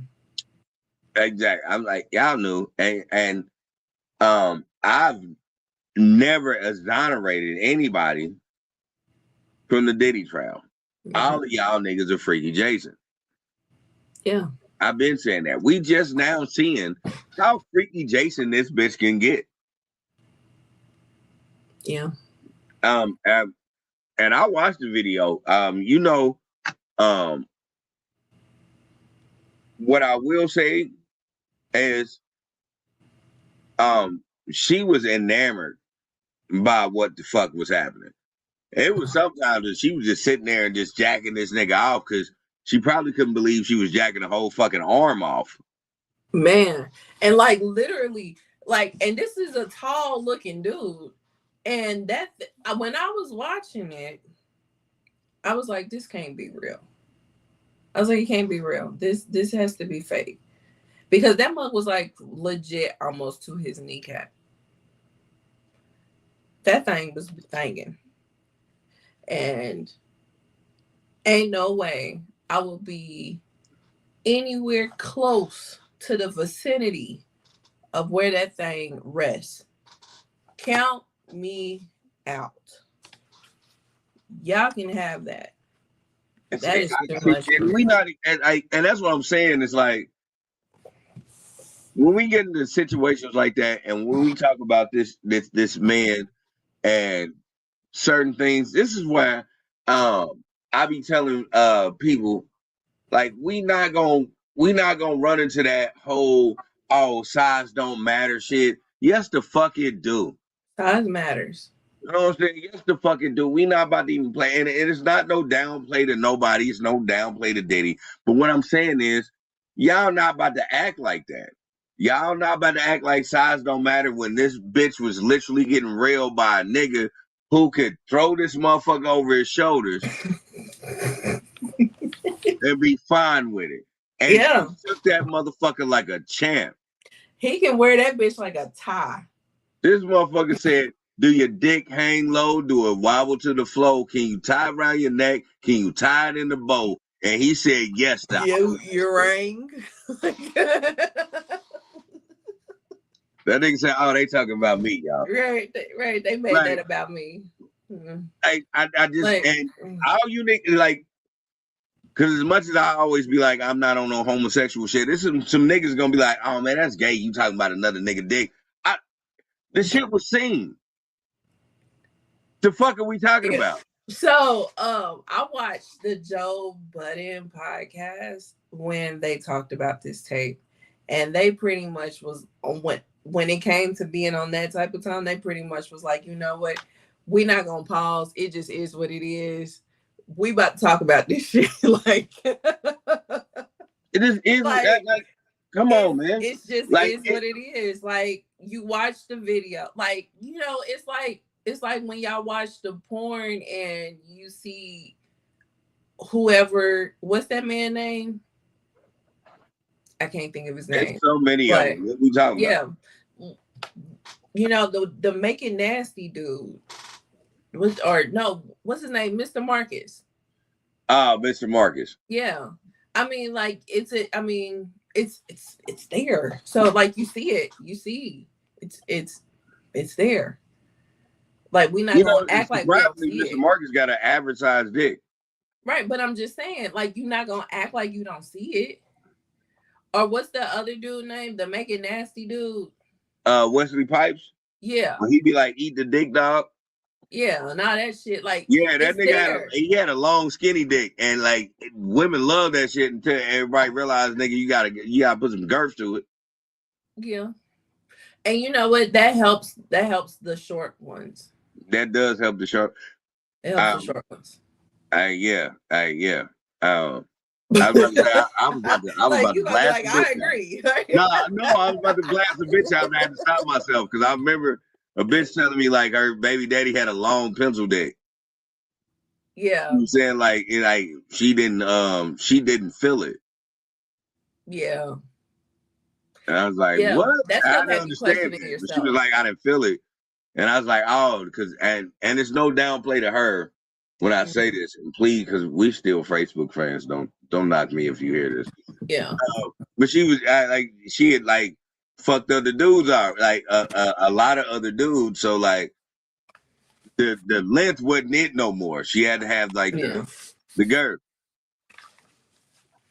Yeah. That's what I'm saying. Like, it'd be like that. And I was about to say, you're a woman. You can understand what I'm saying. I'm like, I heard that from her. Like, it's not me. Like, girl, I understand. Cause boy, like, no, it wasn't me. Yeah. I was just about to put somebody on blast. I didn't want to put her on blast. Yeah. No, But I did anyway. Yeah.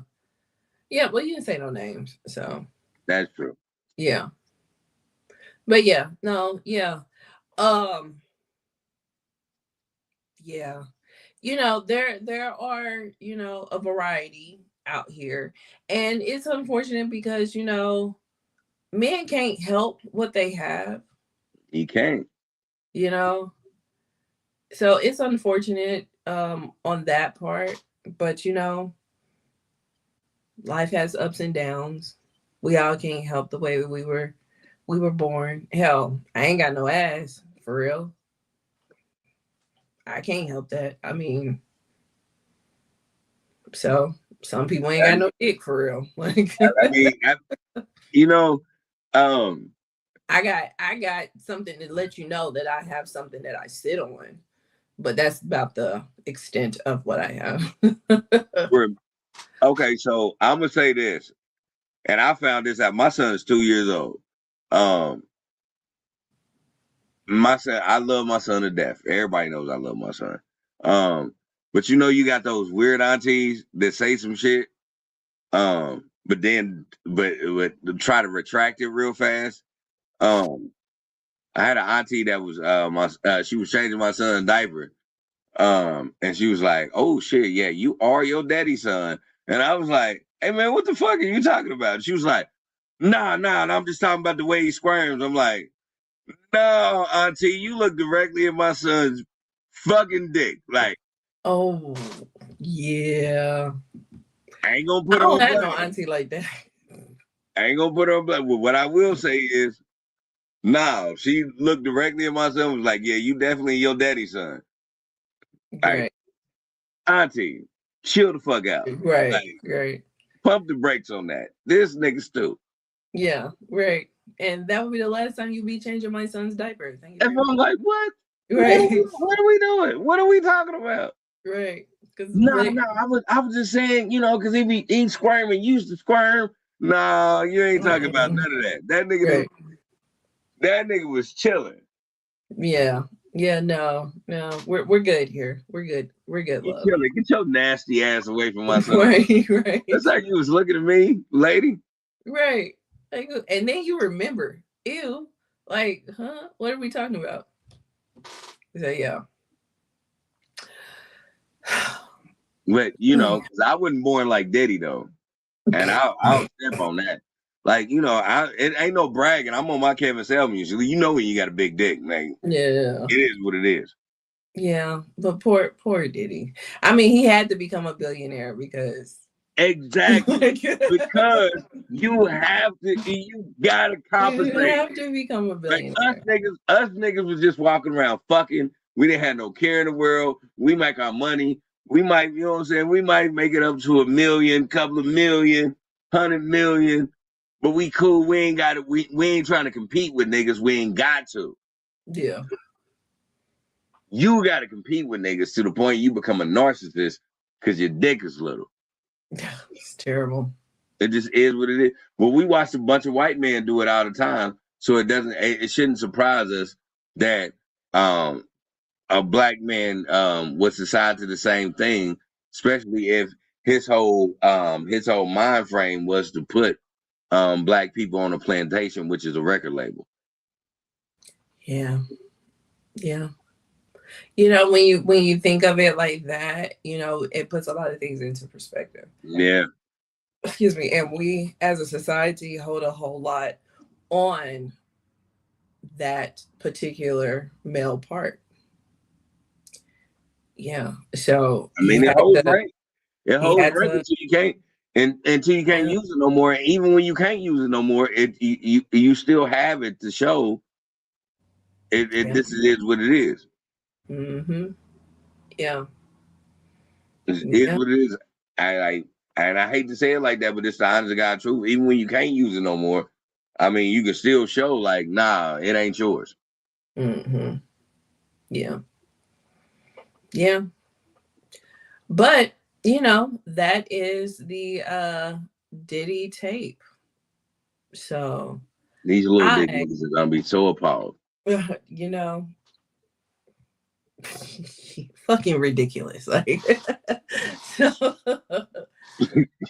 Yeah, they ain't gonna be so appalled. They ain't gonna be so mad at this. right, They gonna be like, man, fuck that. P. Diddy worth what. I don't give a fuck, nigga. right. I'm Yeah, worth or their thing $39. And you know now. what I can do is fuck all Puff Daddy's bitches. Right. Or the thing now, they're gonna be like, I mean, I'm not the biggest, but I ain't Diddy, but I'm not the biggest. Like, you know. Yeah, so when niggas, if a nigga do you like that, that nigga is really saying, my dick is still little, or excuse me, my dick is still little and it's almost above average. Like, I ain't a Diddy, but you know, that man, come on, get the fuck out of here, like.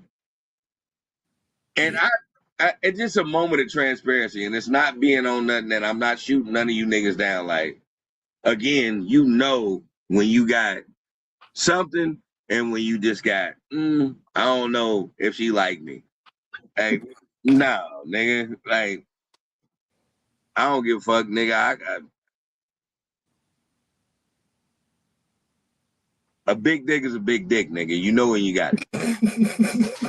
You know when you got it. It just, it's no ifs, ands, or buts about it. It just, I don't know how to word that no other way. Like, you know you got it.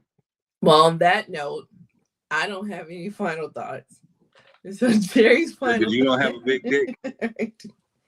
you You've had know, big dicks, though. I am a virgin. So Jerry's final thought, take it away. Cool. Jerry's final thoughts. I'll piggyback. Nah, I ain't gonna piggyback off that. I'm just bullshit. But what I will say is, and I'll double back on what I said earlier.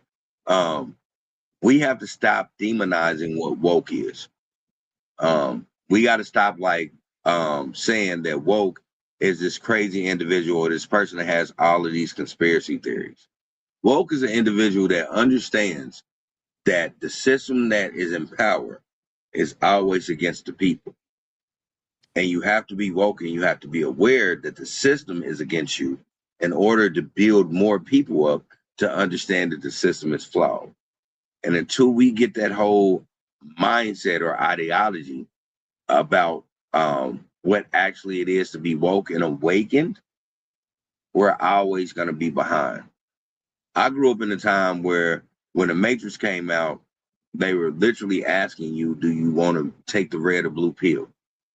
Do you want to take the red pill and be superiorly in whatever's going on right now? Or you want to take the blue pill and you want to actually learn something?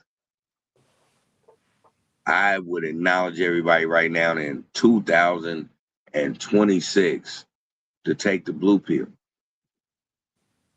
Take some time to understand what's going on. I'm not telling you to pick sides. I'm telling you to realize what's going on and actually understand what it is to act to be woke. And if you want to go back to sleep, go back to sleep. Being woke means you have to stand on it and you have to stand for certain things. And you can't let these people continue to do what they're doing. And as always, take care of yourself and others. Thank you for Jerry's final thought. And this was episode 200 of the Ish We Talk, and we will see you guys for episode 201. Bye. Exactly.